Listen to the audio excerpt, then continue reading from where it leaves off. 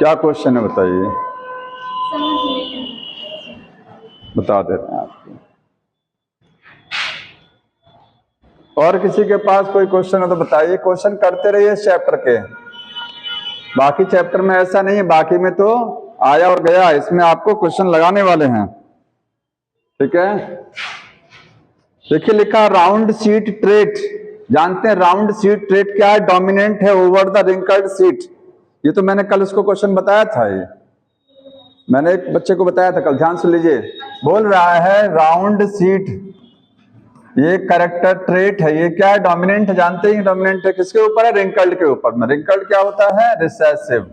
इतना बोल रहा है, जैसे जैसे बोल रहा है वैसे वैसे सुनते जाइए इसका, फिर जो पूछ रहा है फिर वो उसको समझिए क्या करना है। ठीक है, आगे बोला हेट्रोजाइगस सीड प्लांट आरआर। अब क्या किया गया है? हेट्रोजाइगस प्लांट है, उसका जीनोटाइप क्या है? आरआर। ये हेट्रोजाइगस है, बनेगा क्या? ये राउंड बनेगा। इसको क्रॉस कराया गया किसके साथ? रिंकल्ड के साथ में। रिंकल्ड दे रहा जीनोटाइप आरआर, होगा ही, इसमें कोई सोचना ही नहीं है। ठीक है, what is the possible progeny? अब बता रहा है कि प्रोजेनी कितनी पॉसिबल होंगी, तो उसमें नंबर दे रहा है वो। तो आप पहले देखिए क्रॉस करा के आएगा क्या? आएगा यही ना, क्या आएगा? ये कैपिटल आर स्मॉल आर को स्मॉल आर के साथ ये टेस्ट क्रॉस चल रहा है। क्या है ये? टेस्ट क्रॉस है ना। टेस्ट क्रॉस में रिसेसिव के साथ, एक पेरेंट को किसके साथ क्रॉस कराते हैं? रिसेसिव के साथ में। 50% आता कि नहीं आता है?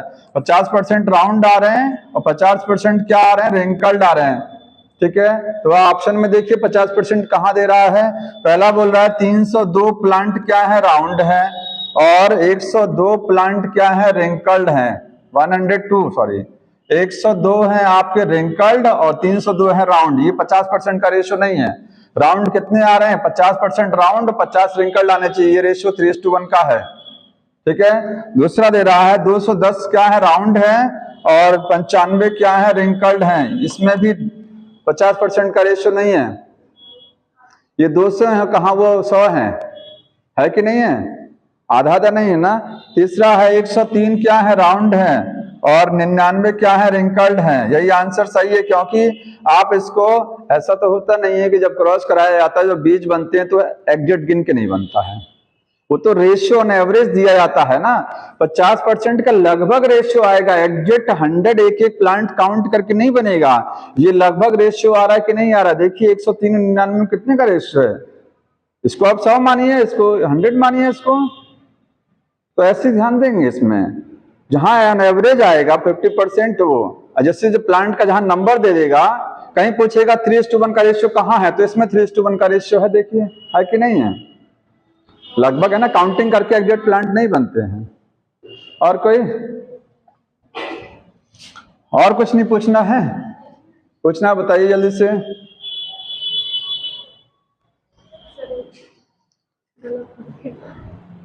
एक डाई हाइब्रिड क्रॉस, एक डाई हाइब्रिड क्रॉस है तो याद कर लीजिए, माइंड में बोल रहा है डाई हाइब्रिड है। अब वो जीनोटाइप अभी नहीं दे रहा है। ठीक, आपके माइंड में एक सेट है RRYY वाला, उसमें बनते हैं प्रोजेनी। बोल रहा है capital A small a capital B small b, दो कैरेक्टर हैं इसमें। ये बोल रहा है ये वाला कॉम्बिनेशन कितना बनता है? 240 बनता है। Capital A capital small b ये बनता है तो 754 कॉम्बिनेशन। स्मॉल a और कैपिटल B स्मॉल b ये बनता है आपके पास 746, और स्मॉल b ये बनता है आपके पास 260। ठीक है, 260। What is the distance? ये तो डिस्टेंस वाला क्वेश्चन है एक्चुअली में, लिंकेज वाला है ये। हाँ, ये पूछ रहा है distance between two gene on A chromosome. एक क्रोमोसोम पर दो जीन के बीच की डिस्टेंस आप बता दीजिए कितनी होगी। ठीक है, मैप यूनिट से है, ये बता दिया जाएगा आगे, जब लिंकेज आने दीजिए उसको। और कोई बताइए इस क्रॉस से संबंधित?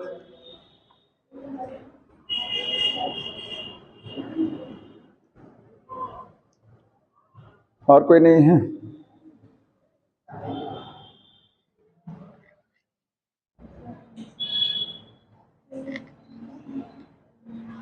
बाकी लोग भी पढ़ते रहा करिए, देख रहे हैं पढ़ाई लिखाई एकदम जीरो चल रही है सबकी।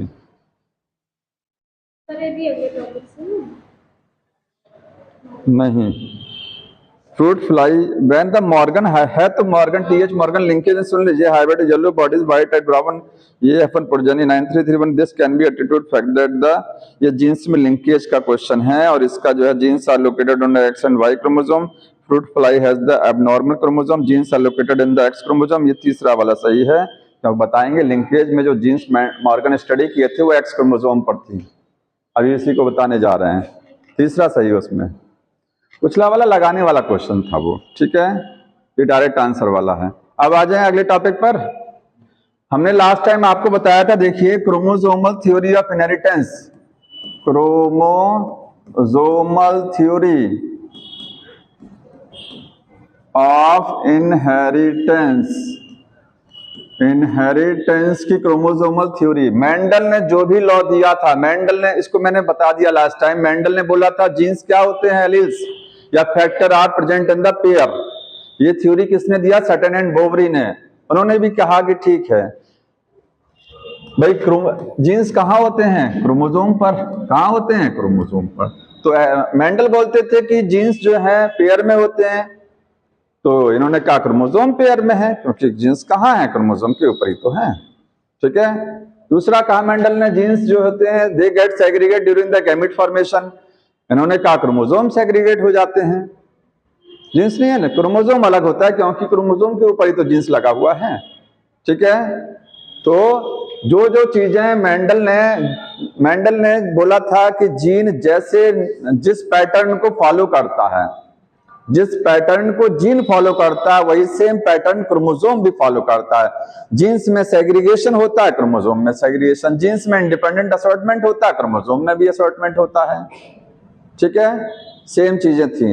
अब ये थ्योरी किसने दिया था, सटन एंड बोवरी ने, उसको एक्सपेरिमेंटल प्रूफ, मतलब एक्सपेरिमेंटली किसने बताया, तो बताया था उन्होंने, नाम था किनका, टीएच मॉर्गन ने, टीएच मॉर्गन साइंटिस्ट ने इस थ्योरी को एक्सपेरिमेंटल वेरिफिकेशन दिया था। समझ में आया, एक लाइन लिखा गया एक्सपेरिमेंटल वेरिफिकेशन, तो लिखेंगे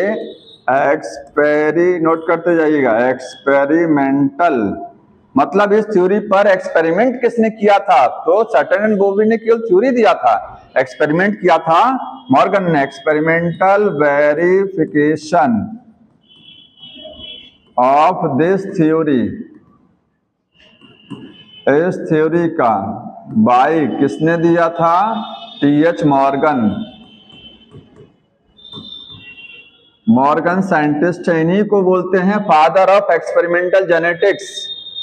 फादर ऑफ जेनेटिक्स कौन है, Mendel. Father of modern genetics कौन है, मेंडल नहीं है।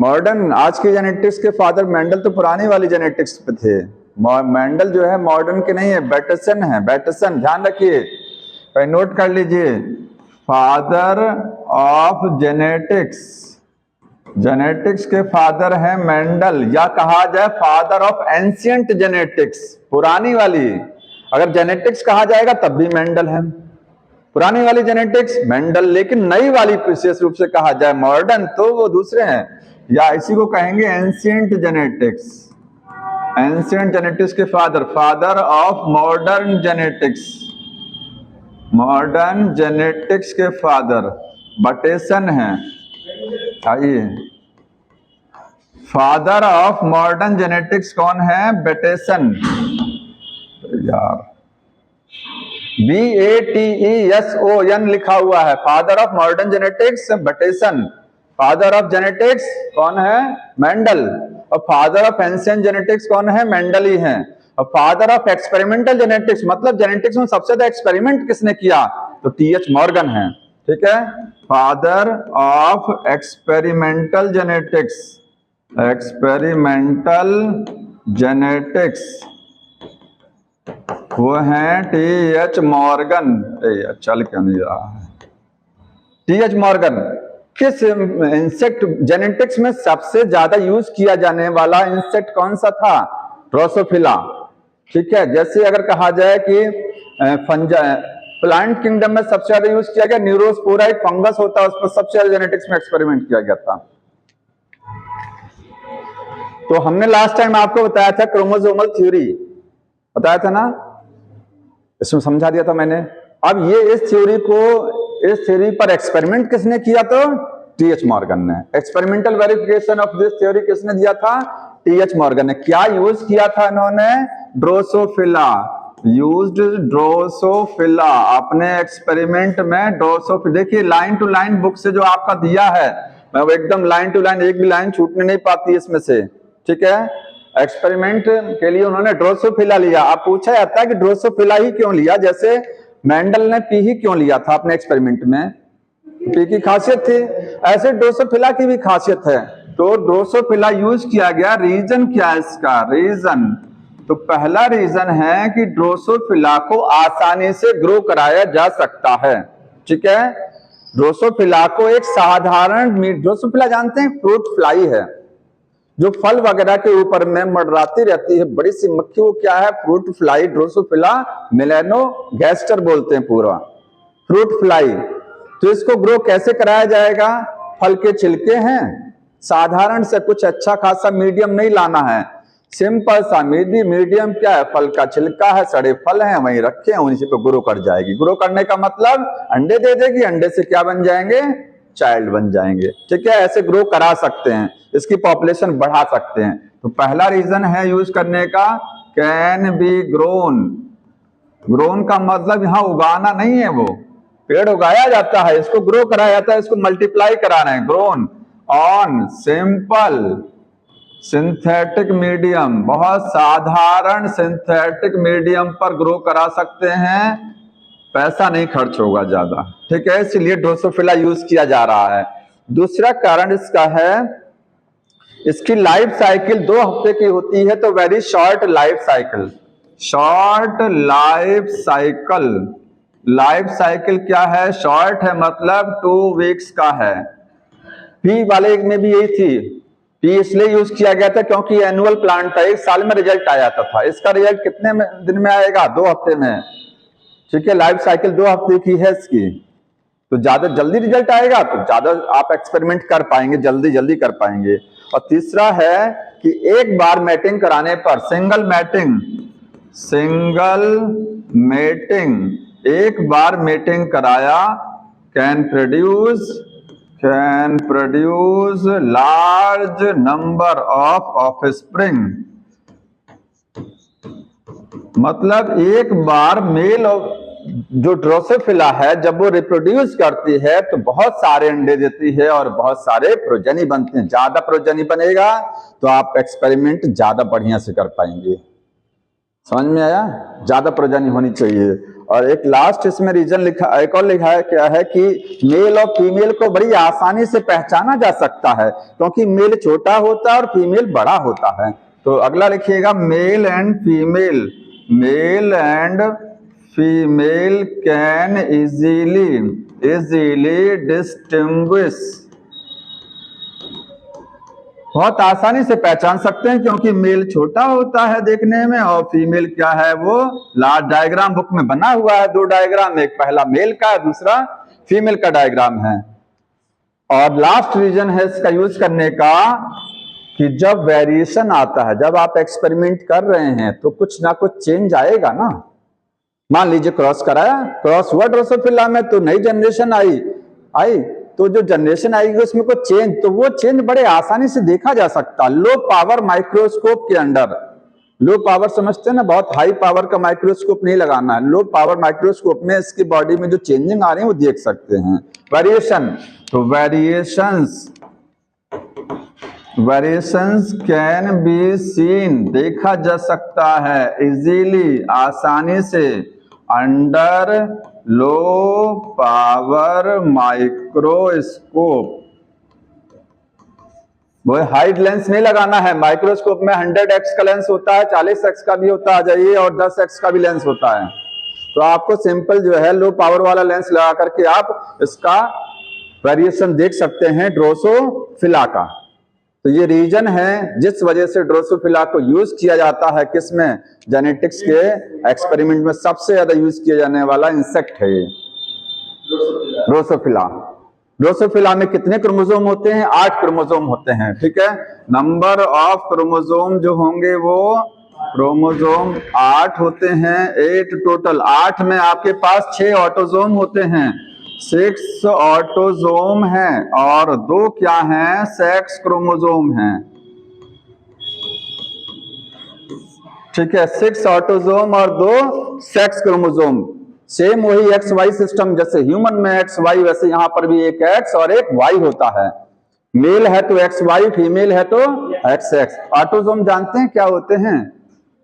ये सेक्स क्रोमोसोम को बोलते हैं एल्लोसोम्स।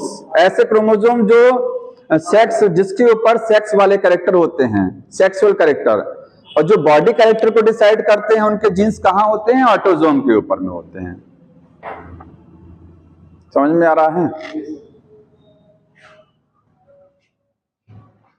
तो ये रीजन था। अगला जो टॉपिक है वो है,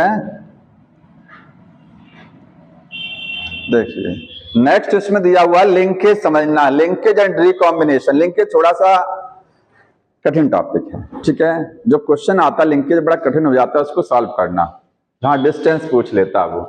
तो देखिएगा, लिंकेज एंड रिकॉम्बिनेशन। लिंकेज और दोनों अलग अलग टर्म है, लिंकेज अलग है और रिकॉम्बिनेशन अलग होता है, ठीक है। अब लिंकेज क्या होती है उसको समझने के पहले आप ये जानिए कि हम जानते हैं कि हमारी बॉडी में या किसी भी एनिमल या प्लांट की बॉडी में, पेज नंबर देख लीजिए, लिंकेज वाला टॉपिक यही है, यही पेज ओपन की रहिए। जानते हैं कि प्लांट या एनिमल जितने भी ऑर्गेनिज्म हैं, सबकी बॉडी में जितने क्रोमोसोम होते हैं उससे कहीं ज्यादा क्या होते हैं? जीन्स होते हैं। जैसे हमारी बॉडी में 46 क्रोमोसोम है तो 30,000 जीन्स हैं, ठीक है। तो जीन्स का नंबर क्या होता है? हमेशा ज्यादा होता है, क्रोमोसोम का नंबर हमेशा कम होता है। तो एक चीज लिख लीजिएगा कि नंबर ऑफ जीन्स क्या होती हैं? मोर होती हैं, ज्यादा हैं, then number of chromosome. Chromosome के नंबर में के कंपैरिजन में जीन्स का नंबर क्या होता है? ज्यादा होता है, ठीक है। ये चीज जानते हैं। तो बताइए, अगर जीन्स ज्यादा हैं, क्रोमोसोम कम है, तो जाहिर सी बात है कि एक क्रोमोसोम पर एक से ज्यादा जीन्स होंगी, ठीक है। तो होगा क्या? More than one gene, more than one gene present होंगी, present on a single chromosome. एक क्रोमोसोम पर एक से ज्यादा जीन्स प्रेजेंट होगा, ठीक है, जाहिर सी बात है। अब सोचिए कि अगर एक से ज्यादा क्रोमोसोम, तो ये क्रोमोसोम आपके पास में है, इस पर एक जीन ए है और एक जीन बी है और एक जीन सी है, ठीक है। तो ये आपस में क्या होती हैं? लिंक होती हैं, ध्यान रखना है। एक क्रोमोसोम पर जितनी भी जीन्स हैं सब आपस में लिंक होंगी। अब ये बात अलग है कि टाइटली लिंक है कि लूजली लिंक है, ये अलग मैटर है, लेकिन क्या है? लिंक जुड़ी है क्योंकि एक ही क्रोमोसोम पर है, ठीक है। तो आगे लिखेंगे कि जीन्स जीन्स प्रेजेंट, जो जीन्स प्रेजेंट होती हैं ऑन सिंगल क्रोमोसोम, एक क्रोमोसोम पर होती हैं, वो क्या होती हैं? आर लिंक्ड, वो लिंक्ड होती हैं, जुड़ी होती हैं। अब फेविकोल के जोड़ से नहीं जुड़ी होती हैं, बस कहेंगे वो लिंक हैं।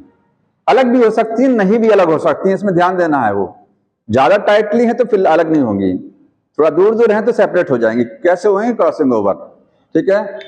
इसी फिनोमेना को लिंकेज, अब लिंकेज की डेफिनेशन बुक में अब लिखी गई है फिजिकल एसोसिएशन। ये क्या है? Physical association. एसोसिएशन का मतलब जुड़ना होता है, फिजिकल का मतलब फिजिकली जुड़े हैं, कोई बॉन्ड लगा के नहीं जुड़े हैं केमिकली, फिजिकली जुड़े हैं। Physical association between genes, genes के बीच में जो फिजिकल एसोसिएशन है प्रेजेंट, वो जीन्स कहाँ है? ऑन अ क्रोमोसोम, ठीक है। इसी को क्या बोलते हैं? लिंकेज की यही डेफिनेशन है।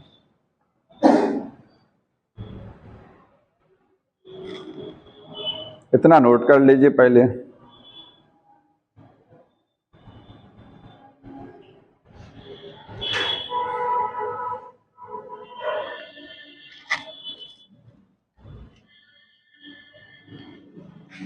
हो गया ये। आगे देखिए, सबसे पहले लिंकेज को किसने देखा, कोई बताएंगे? फर्स्ट किसने देखा?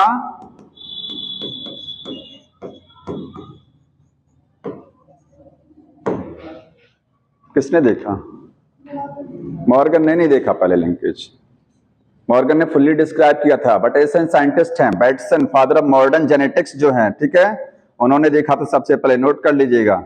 बटेसन and Punnett, by Bateson and Punnett, दो साइंटिस्ट हैं। आरसी पनेट जो दिए थे, कौन सा, चेकरबोर्ड दिए थे, और ये बटेसन फादर ऑफ मॉडर्न जेनेटिक्स हैं।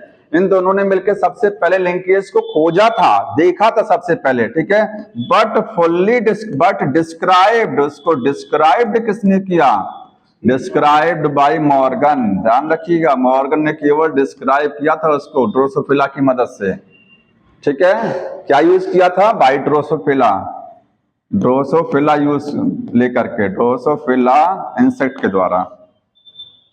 टर्म लिंकेज इन्होंने दिया था, टर्म मतलब नाम जो लिंकेज था, ठीक है। तो यहां नोट कर लीजिएगा, ये जो मॉर्गन ने आल्सो टर्म लिंकेज, लिंकेज जो टर्म है वो मॉर्गन का दिया है, ठीक। मॉर्गन ने टर्म लिंकेज भी दे दिया था नाम।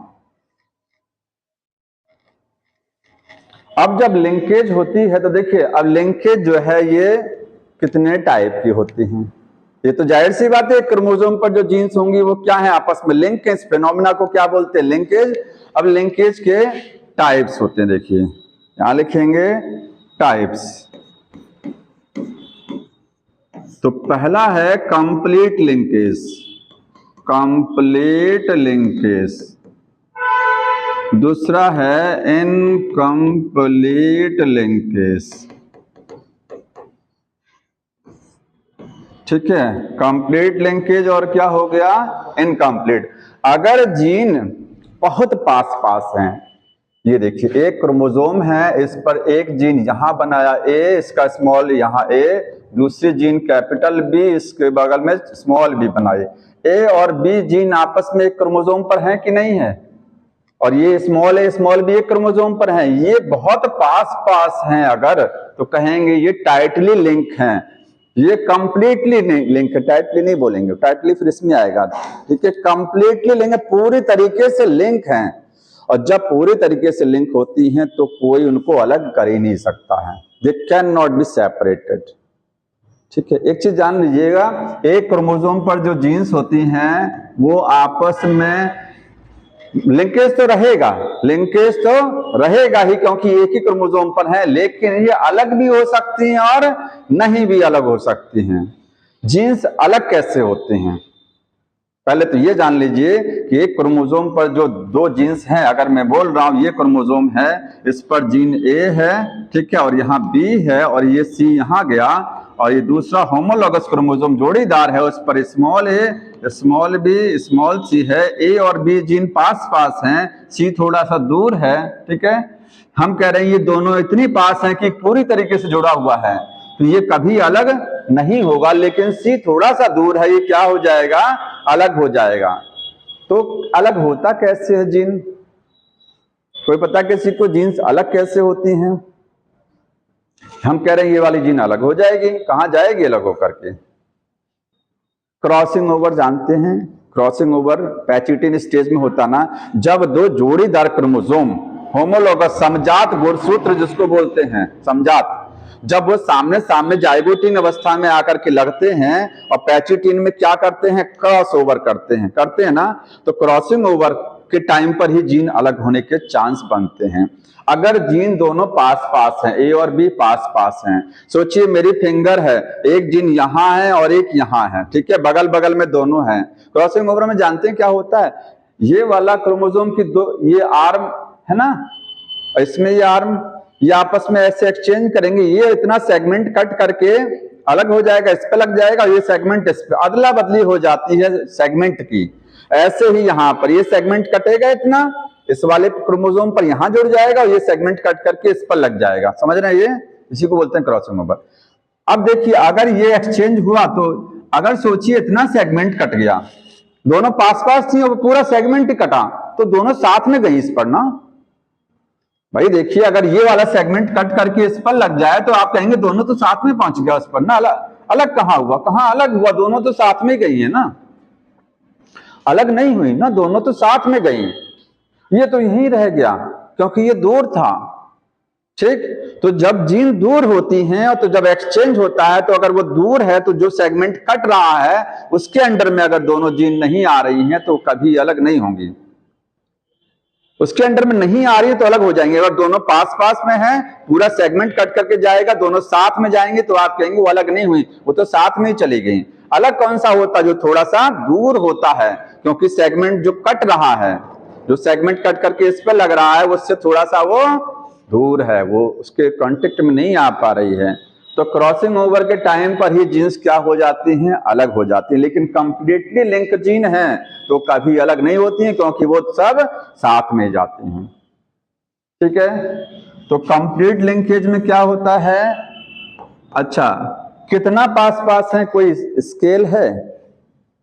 कैसे डिसाइड करेंगे कि जीन कितना पास पास में है कि वो अलग नहीं हो रही हैं? हम कह रहे हैं जीन जब ज्यादा पास पास होती है तो अलग नहीं होती है, जीन थोड़ा दूर होती है तो अलग हो जाती है। तो कितना पास कितना दूर, वो इसका पैमाना तो होगा। तो पैमाना यही है कि अगर क्रॉसिंग ओवर के टाइम पर जीन अलग हो गया, क्रॉसिंग ओवर के टाइम पर जीन अलग हो गया मतलब तो आप कहेंगे वो दूर दूर थी।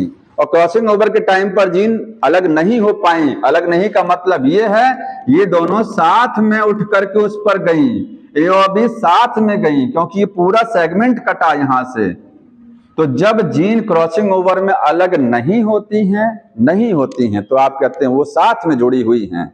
और जब जीन अलग हो जाती हैं, अलग का मतलब एक यहां छूट गया, ये दोनों चले गए, यहीं बिछड़ गया तो अलग हो गई जीन ना। ये सब इन दोनों से ये हट अलग हो गया ना, क्योंकि ये तो चले गए उस वाले पर, ये यहीं रह गया तो अलग हो गई जीन ना। ये और ये क्या हो गई? अलग हो गई, सेपरेट हो गई ना। तो जब जीन सेपरेट हो जाती हैं तो कहेंगे वो इन जो ये वाली लिंकेज है। और जब जीन अलग नहीं हुई, साथ में गई, तो कहेंगे कंप्लीट फेविकोल का जोड़ लगा के गई थी तो अलग ही नहीं हो रही थी। मतलब रिकॉम्बिनेशन में अगर अलग हो गया तो कहेंगे क्या है? इनकम्प्लीट, अलग नहीं हो पाया तो कंप्लीटली जुड़ी हुई थी। समझ में आ रहा ना ये? तो हाँ बताइए, कुछ कह रहे हैं? हाँ हाँ, गैमीट नहीं जाएगा। गैमीट के अंदर क्रोमोसोम होता है, गैमीट तो बाद में बनता है, पहले डिप्लॉयड अवस्था होती है ना। ये डिप्लॉयड, इधर 23 क्रोमोसोम देखिए, हर क्रोमोसोम का अपना अपना जोड़ी होता है कि नहीं होता है? होता है। जब मियोसिस में गैमीट बनते हैं तो आप बोलते हैं गैमीट बनते समय गैमीट ये क्रोमोसोम अलग हो गया, लेकिन एक मियोसिस में जो क्रॉसिंग ओवर भी तो होता है, नहीं होता है? क्रॉसिंग ओवर में तो एक्सचेंज, अदला बदली होती कि नहीं होती? अरे जब आखिर कैसे हम लोग अपने माँ बाप से अलग हो जाते हैं? कैसे? क्योंकि क्रॉसिंग ओवर होता है ना। इतना चीज अभी नहीं जान रहे हैं क्या? अच्छा, नहीं जान रहे। जैसे पेरेंट है, फादर ने और मदर है, इनका बच्चा आया, पहला बच्चा आया, दूसरा मेल चाइल्ड बना, लड़का बना। अगली बार जो लड़का बनेगा वो कुछ अलग हटके क्यों बनता है? बने तो नहीं से थे, क्यों हटके बन गया? क्योंकि उस समय जो क्रॉसिंग ओवर हो रहा था वो सोचिए यहां हो रहा था, अब की बार दोबारा जब चाइल्ड बनना होगा तो क्रॉसिंग ओवर यहां होगा, हट के होता ना। ये सेगमेंट कटा था, आपकी ये कटेगा तो जीन दूसरी वाली जाएगी, इस पर नहीं जाएगी। ऐसे होता है। तो कंप्लीट लिंकेज में क्या है? जीन्स जो होती हैं, जीन्स आर वेरी क्लोज, बहुत क्लोज होती हैं टू ईच अदर, एक दूसरे से क्या है? बहुत क्लोज हैं। फेविकोल का जोड़ अलग नहीं होंगी। And can not separate during crossing over. ध्यान रखिए, जीन्स अलग कैसे होती हैं क्रॉसिंग ओवर से? During crossing over. इसी क्रॉसिंग ओवर को बोलते हैं रिकॉम्बिनेशन। क्या बोलते हैं? रिकॉम्बिनेशन, अदला बदली कराना। क्रॉसिंग ओवर होता है प्रोफेज 1 के हैचुटिन अवस्था में। तो बताइए रिकॉम्बिनेशन नहीं होगा ना? ठीक, तो रिकॉम्बिनेंट बनेगा कि नहीं बनेगा? रिकॉम्बिनेंट नहीं आ रहा तो ये देखिए कैपिटल टी टी को जब क्रॉस कराते हैं स्मॉल टी टी से तो कैपिटल टी स्मॉल टी आया, ये और इसके बाद में जब ये सेल्फ कराया जाता है तो कैपिटल टी स्मॉल टी, ये कितने रिकॉम्बिनेंट आ रहे हैं इसमें, कितने रिकॉम्बिनेंट आए, 2 आए, एक ये मिक्सिंग वाला ये तो आया, ये तो पेरेंटल है, ये भी पेरेंटल है, ये पेरेंट की तरीके से ये नए आए, तो जो नया आता है वही क्या होता है रिकॉम्बिनेंट। तो रिकॉम्बिनेंट नहीं आएगा जब कंप्लीट लिंकेज होगा, तो याद कर लीजिए रिकॉम्बिनेंट नहीं आएगा। रिकॉम्बिनेशन फ्रीक्वेंसी क्या हो जाएगी 0। सारे बच्चे क्या आएंगे पेरेंट की तरीके से आएंगे, पेरेंटल होगा, ठीक है। यहां लिखेंगे रिकॉम्बिनेशन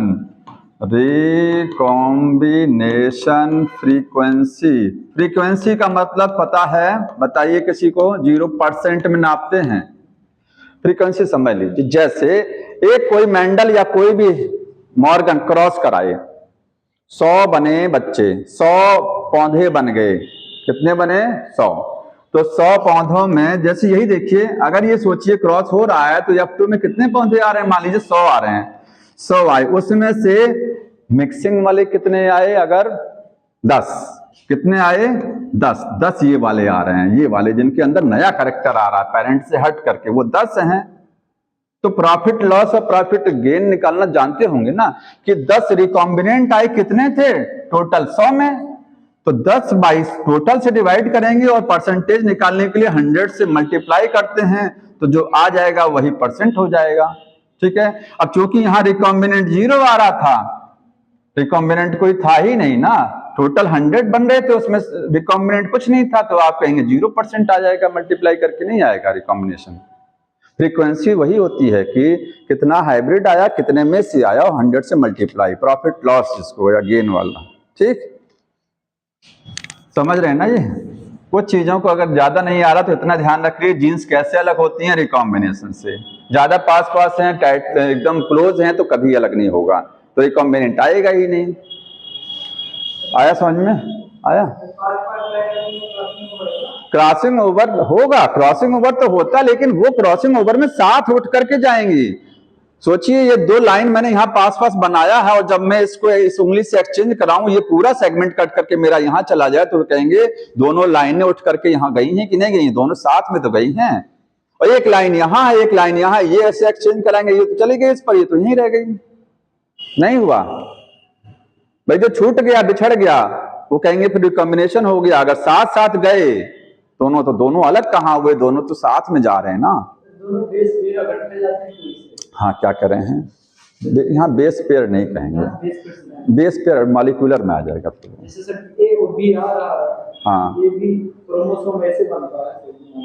हाँ हाँ ठीक, हाँ हाँ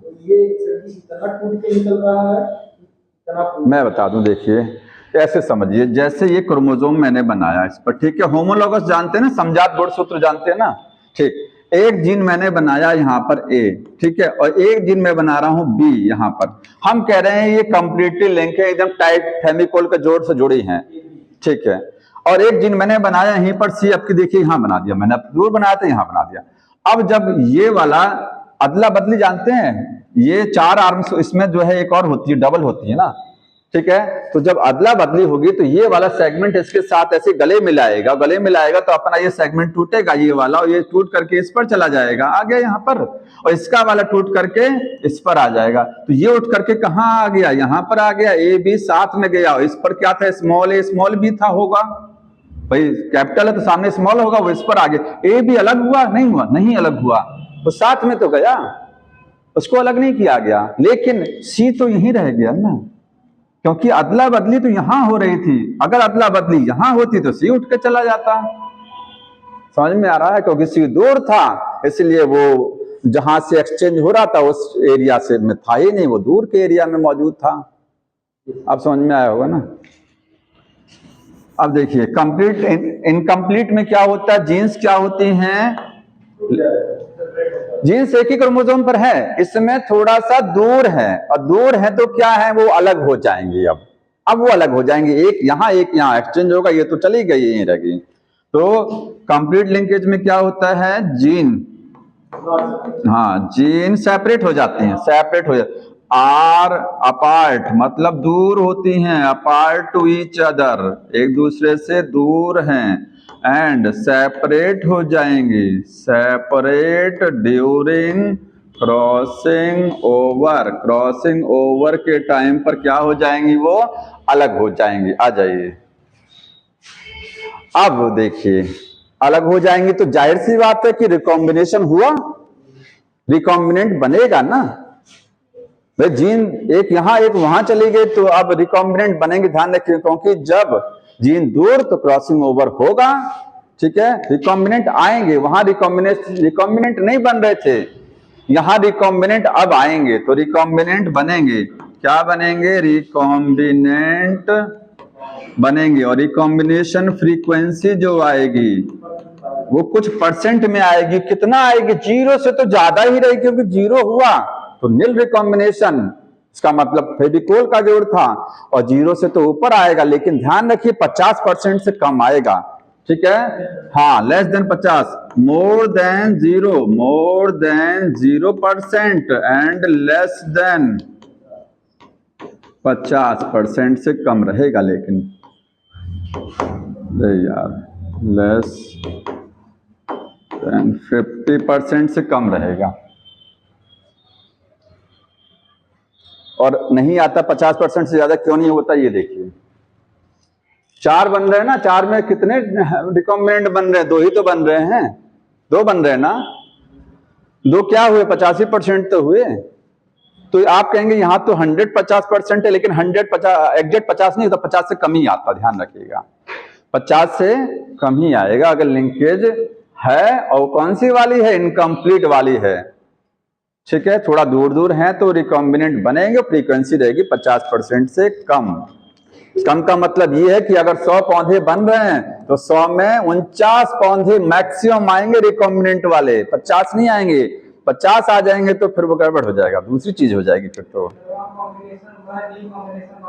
हाँ, रिकॉम्बिनेशन अगर है, हो रहा रिकॉम्बिनेशन तो लिंकेज है। लेकिन देखिए रिकॉम्बिनेशन नहीं हो रहा है तब भी लिंकेज है, रिकॉम्बिनेशन हो रहा है तब भी लिंकेज है। अब ये तो खिचड़ी वाली बात हो जाती है कि हम कह रहे हैं हो रहा तब भी लिंकेज, नहीं हो रहा तब भी लिंकेज है, ठीक है। तो एक्चुअली लिंकेज हमने आपको बताया कि एक क्रोमोसोम पर जितनी जीन्स हैं वो सब क्या है? लिंक्ड हैं। अब अगर जीन्स पास पास हैं, नहीं अलग हो पाई, 0% रिकॉम्बिनेशन, अलग हो गई मैक्सिमम 50%, ठीक है। तो अगर 50% से कम रहता है तो आप बोलते हैं लिंकेज है, और अगर 50% है या 50% से ज्यादा क्या आ रहे हैं, 50% से ज्यादा अगर आ रहे हैं क्या चीज? वो रिकॉम्बिनेंट, तो आप बोलेंगे तब लिंकेज नहीं है, ठीक है, तब लिंकेज नहीं होती है। 50% या 50% से ज्यादा रिकॉम्बिनेंट अगर बन रहे हैं तो लिंकेज तब नहीं रहेगी। कब रहेगा लिंकेज? या तो 0% बने तो टाइटली है, या तो 0 से 50% रिकॉम्बिनेंट आए तब ये वाली है, और 50 या 50 से ऊपर निकल गया रिकॉम्बिनेंट तो क्या है? तब लिंकेज नहीं है। समझ में आया?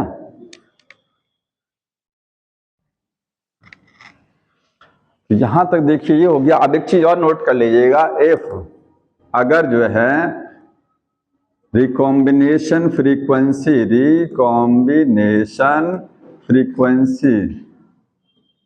एक साथ सब नोट कर लीजिए। अब अगर 0% है तो वो कंप्लीट लिंकेज है, और अगर रिकॉम्बिनेशन फ्रीक्वेंसी क्या है? 0 से 50%, मतलब लेस देन 50 है।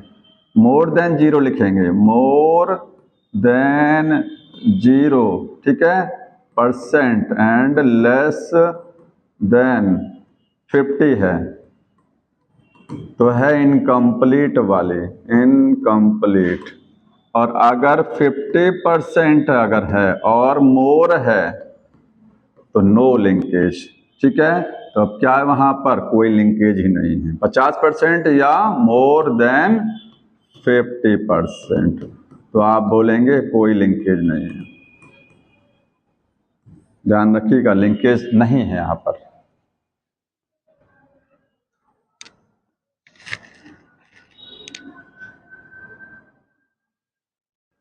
क्योंकि जीन जब जुड़ा रहता है तो वो उसके हटने के चांस कम होते हैं, जीन जब दूर होता है तो हटने के चांस ज्यादा होते हैं। जितना ज्यादा हटेगा उतना ही रिकॉम्बिनेंट बनाएगा वो। जब पास पास रहेंगे तो अदला बदली नहीं कर पाएंगे। इसलिए कह रहे हैं कि जो है अगर 50% से ज्यादा रिकॉम्बिनेंट बना लेंगे, इसके मतलब बहुत दूर दूर थे, वो दूसरे क्रोमोसोम पर थे वो। फिर वो दूर दूर का मतलब जानते हैं? इस केस में अगर लिंकेज नहीं है तो मतलब क्या बनता है कि जीन्स अलग अलग क्रोमोसोम पर हैं, कोई लिंकेज ही नहीं है। कोई लिंकेज नहीं का मतलब समझ रहे हैं कि ए जीन, अगर मैं कहूं ए जीन यहां पर इस वाले क्रोमोसोम पर, इसी पर क्या है, बी है, तो आप कहेंगे लिंकेज है ये, तब ये लिंकेज है, एक क्रोमोसोम पर है ना। लेकिन अगर एक केस ऐसा बना दूं, एक क्रोमोसोम ये है और दूसरा ये है, दो मैंने सेट बनाया, इस पर ए बनाया, इस पर बी बनाया। जैसे मेंडल एक्सपेरिमेंट जब करते थे तो कैपिटल टी को यहां लेते थे, कहां, देखिए कैपिटल टी यहां, स्मॉल टी कैपिटल आर दूसरे पर था। ये चीज जान रहे हैं? मेंडल बड़ा लकी थे कि उन्होंने जितना एक्सपेरिमेंट किया था उसमें जितना 7 कैरेक्टर लिया था, सातों के एलील एक क्रोमोसोम पर थे ही नहीं। 7 कैरेक्टर थे ना मेंडल के एक्सपेरिमेंट में। और पी में कितने क्रोमोसोम होते हैं? 7 जोड़ी। तो 7 जोड़ी अगर मैं बना कर दिखाऊं, 2 जोड़ी बना है, तीसरा जोड़ी, चौथा, पांचवा, छठा, सातवां, 7 जोड़ी क्रोमोसोम ऐसे हो गए। अब एक जगह प्लांट की हाइट का जीन, एक जगह सीड का शेप का जीन, एक जगह सीड का कलर, एक जगह फ्लावर की पोजीशन, एक जगह पॉट का शेप, सातों कैरेक्टर के जीन, अलग अलग क्रोमोसोम। तो लिंकेज मेंडल के एक्सपेरिमेंट में लिंकेज आया ही नहीं था, नहीं आया था ना। तभी तो उन्होंने तीसरा नियम दिया, लॉ ऑफ इंडिपेंडेंट असॉर्टमेंट। क्योंकि मेंडल बड़ा किस्मती थे कि उन्होंने जितने भी एक्सपेरिमेंट, जितने कैरेक्टर लिए, 7 कैरेक्टर पी में लिए थे। पी में और भी कैरेक्टर होते हैं लेकिन 7 ही लिया था ना, उन्होंने चूज किया था। सातों के एलील या जीन कहां थे? अलग अलग थे। सोचिए अगर ये आर इस पर होता तो लिंकेज आ जाती और ये 9331 का रेशियो फिर नहीं आता, फिर 9331 से हट जाता रेशियो। क्योंकि अगर लिंकेज रहती है तो रेशियो जो डाई हाइब्रिड का होता है ना, वो चेंज हो जाता है, फिर 9331 आएगा नहीं। चीजें इतना मैं नोट कर दे रहा हूं, इतना मैंने बोला है, देखिए। और जो नहीं जिसको समझ में आ रहा बता दीजिए। यहां नोट कर रहा हूं कि ऑल द जीन्स, जितने जीन्स थे स्टडीड बाय मेंडल ने स्टडीड किए थे, उनके क्या हैं? Are present on separate chromosome, वो अलग अलग क्रोमोसोम पर थे। ठीक है, इसलिए मेंडल लकी थे। मेंडल क्या थे? वो लकी थे कि उन्होंने बड़ा बढ़िया कॉम्बिनेशन ले लिया था। ठीक, इसलिए मेंडल के एक्सपेरिमेंट में कोई लिंकेज नहीं आया था। समझ में आया? अब देखिए, मैंने आपको इनकम्प्लीट और कंप्लीट बता दिया। कंप्लीट में इतना टाइट जुड़े हैं कि अलग नहीं हो पा रहे हैं, इनकम्प्लीट में थोड़ा दूर है कि वो अदला बदली होगी, अलग अलग हो गए तो रिकॉम्बिनेंट्स बन जाएंगे। ठीक है, अब जो इनकम्प्लीट वाली होती है उसके टाइप हैं, नोट कर लीजिएगा। इनकम्प्लीट जो लिंकेज है, इनकम्प्लीट लिंकेज, इनकम्प्लीट का मतलब अलग होने के चांस हैं। इसमें 2 कैटेगरी हो सकती हैं।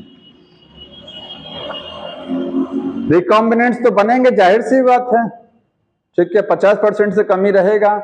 इनकम्प्लीट में है कि जीन्स बहुत टाइटली अटैच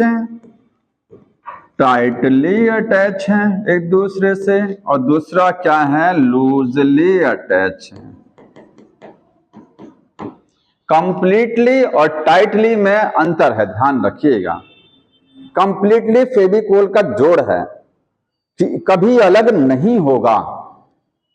ठीक, कंप्लीटली कभी अलग नहीं होगा। लेकिन इनकम्प्लीट में मैंने आपको बताया कि एक जीन यहां है और एक जीन ये है, ये दोनों क्या है? कंप्लीटली अटैच है, फेविकोल का जोड़ है। और ये सी और ये डी क्या है? थोड़ा दूर दूर है, तो ये इनकम्प्लीट लिंकेज में आ रहा है। अब इसमें भी 2 कैटेगरी हैं कि भाई कितना दूर है, कितना पास है। हम कह रहे हैं दूर दूर है, कितना दूर है, कुछ तो क्राइटेरिया। तो उन्होंने कहा कि जीन्स अगर थोड़ा सा ज्यादा दूर दूर होते, अभी वो थोड़े का भी मतलब समझाऊंगा मैं कह रहा हूं कितना पास। जीन अगर ज्यादा पास पास हैं फेविकोल का जोड़ नहीं है, जीन ज्यादा पास पास हैं तो टाइटली लिंक है, अटैच है, थोड़ा दूर दूर है तो लूजली अटैच है, ठीक है। कंप्लीट नहीं है वो, कंप्लीट तो अलग मैटर हो गया, वो तो कभी अलग ही नहीं हुई, अलग होने वाले हैं, ये अलग होने वाले हैं। तो टाइटली अटैच अगर रहेंगे तो रिकॉम्बिनेशन बताइए कम होगा कि ज्यादा होगा? रिकॉम्बिनेशन फ्रीक्वेंसी जो है वो आएगी, कम आएगी कि ज्यादा आएगी? जीन ज्यादा पास पास है, फेविकोल का जोड़ नहीं, ज्यादा पास पास है तो रिकॉम्बिनेशन कम आएगा। ध्यान, जितना ज्यादा दूर जीन होता है उतना ही अदला बदली का चांस ज्यादा होता है, जितना पास पास जाएंगे जीन उतना रिकॉम्बिनेशन घटेगा, ठीक है। अगर नहीं भी आ रहा तो यही माइंड में सेट कर लीजिए। तो रिकॉम्बिनेशन फ्रीक्वेंसी पास पास जीन है ना, इसमें टाइटली वाले में तो क्या आएगी? लो आएगी, थोड़ा, जीरो नहीं आएगा, जीरो से तो ऊपर ही आएगा लेकिन कम आएगा। और लूजली है, थोड़ा ज्यादा ही दूर है तो रिकॉम्बिनेशन फ्रीक्वेंसी जो आएगी वो क्या आएगी? थोड़ा सा हाई आएगी, लेकिन लेस देन 50 ही रहेगा, बट लेस देन 50% रहेगा। लो का मतलब इतना भी कम नहीं, मोर देन जीरो रहेगा, मोर देन 0% रहेगा। लेकिन वो अब आपके बुक में एक चीज दिया हुआ देखिए, अगला पेज जब पलटेंगे तो वहां 2 क्रॉस बनाया है, अगला पेज पलट लीजिए, अभी मैं उसको भी समझा रहा हूं, 2 क्रॉस बनाया है, ठीक है। अभी उस क्रॉस को थोड़ा ध्यान मत दीजिएगा, उसमें लिखा गया रिकॉम्बिनेंट एक जगह 1.3% लिखा है, 1.3% पढ़िए, जहां क्रॉस कराया गया है, मिला नहीं, देखो, हाँ 1.3 टाइट वाले में, लूज वाले में कितना? 37.2 है, ये 37.2% है। रिकॉम्बिनेंट ज्यादा आ गए, वहां रिकॉम्बिनेंट 1.3% हुए क्योंकि जीन ज्यादा ही पास थी, यहां ज्यादा दूर हो गई हैं, ठीक है। समझ में आ रहा है यहां तक? तो लिंकेज और लिंकेज के टाइप्स हो गए। अब कुछ चीजें और जान लीजिए, देखिए, अगर लिंकेज होती है, इफ लिंकेज, अगर लिंकेज है फाउंड, अगर कहीं लिंकेज होती है तो रिकॉम्बिनेशन होगा कि नहीं होगा? बताइए सोच करके, लिंकेज है तो रिकॉम्बिनेशन होगा कि नहीं होगा? जीरो भी हो सकता है, टाइट फेविकोल का जोड़ है तो नहीं होगा, थोड़ा दूर है तो होगा, कितना होगा? मैक्सिमम 50 से कम ही रहेगा, ठीक है। हो भी सकता है रिकॉम्बिनेशन, नहीं भी हो सकता है, ये आपको बता दिया मैंने। हाँ बताइए।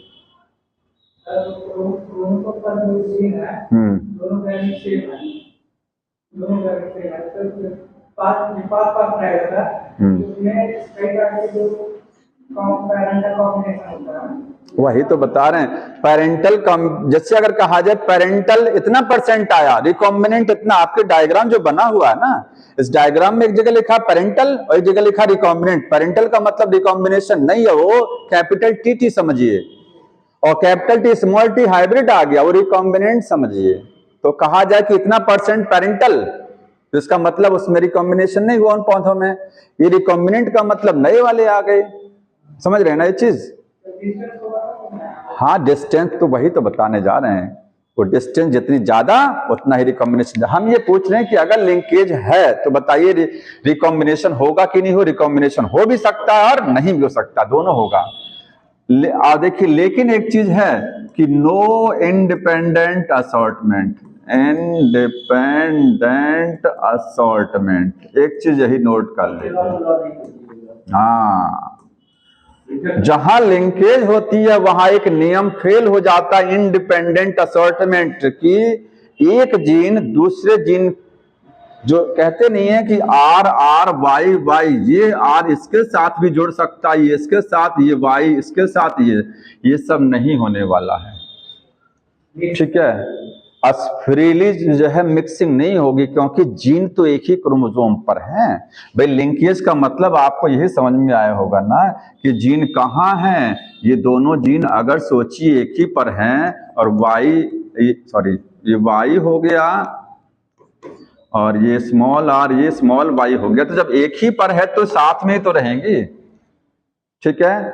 असॉर्टमेंट इंडिपेंडेंट, रिकॉम्बिनेशन हो जाएगा, लेकिन जो असॉर्टमेंट बताया वो नहीं होगा।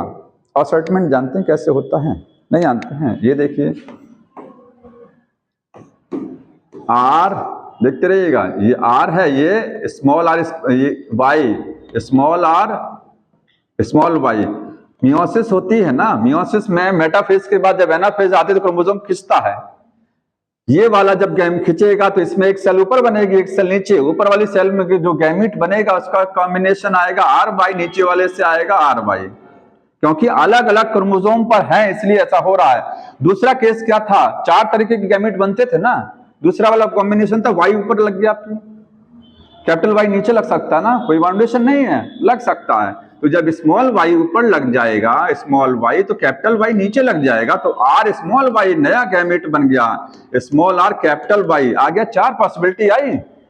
ये मेटाफेज पर जब लगते हैं तो क्रोमोसोम पलट के भी तो लग सकता है।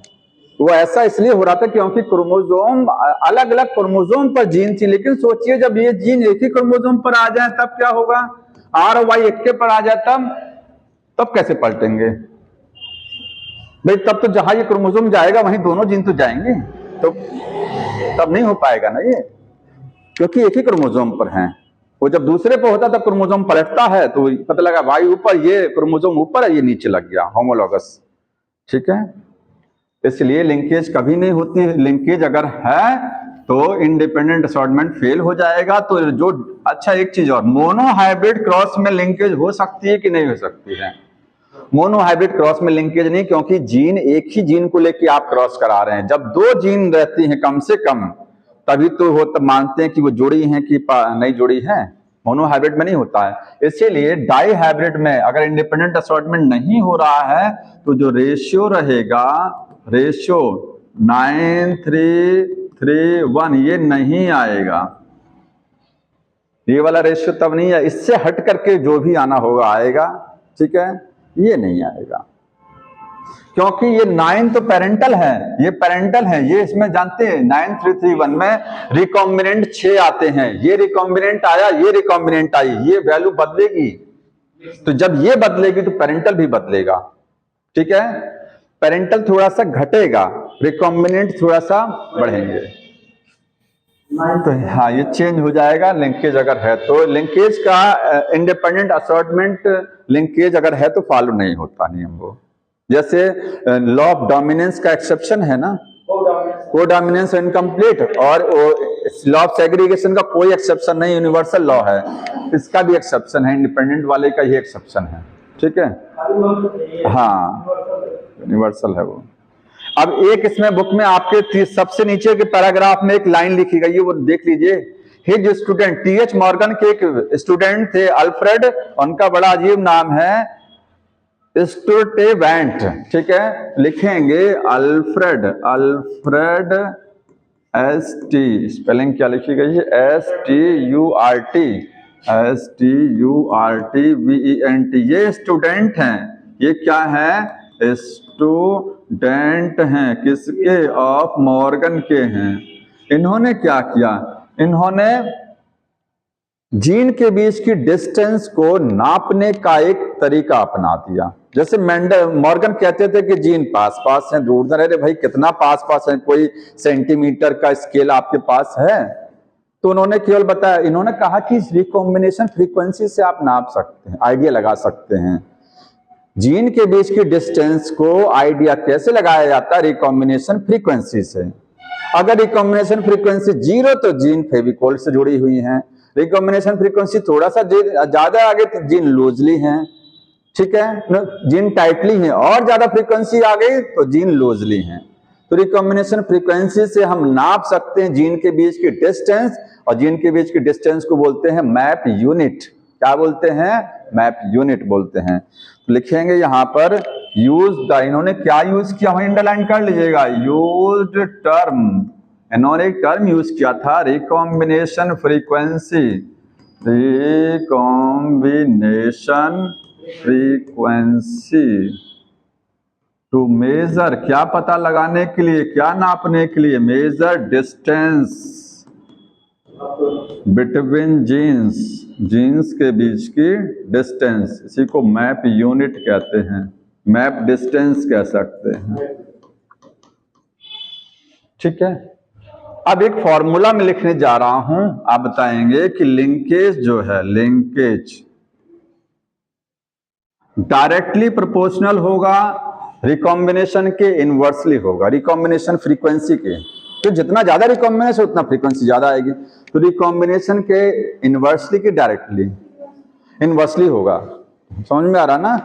1 upon recombination frequency, recombination frequency.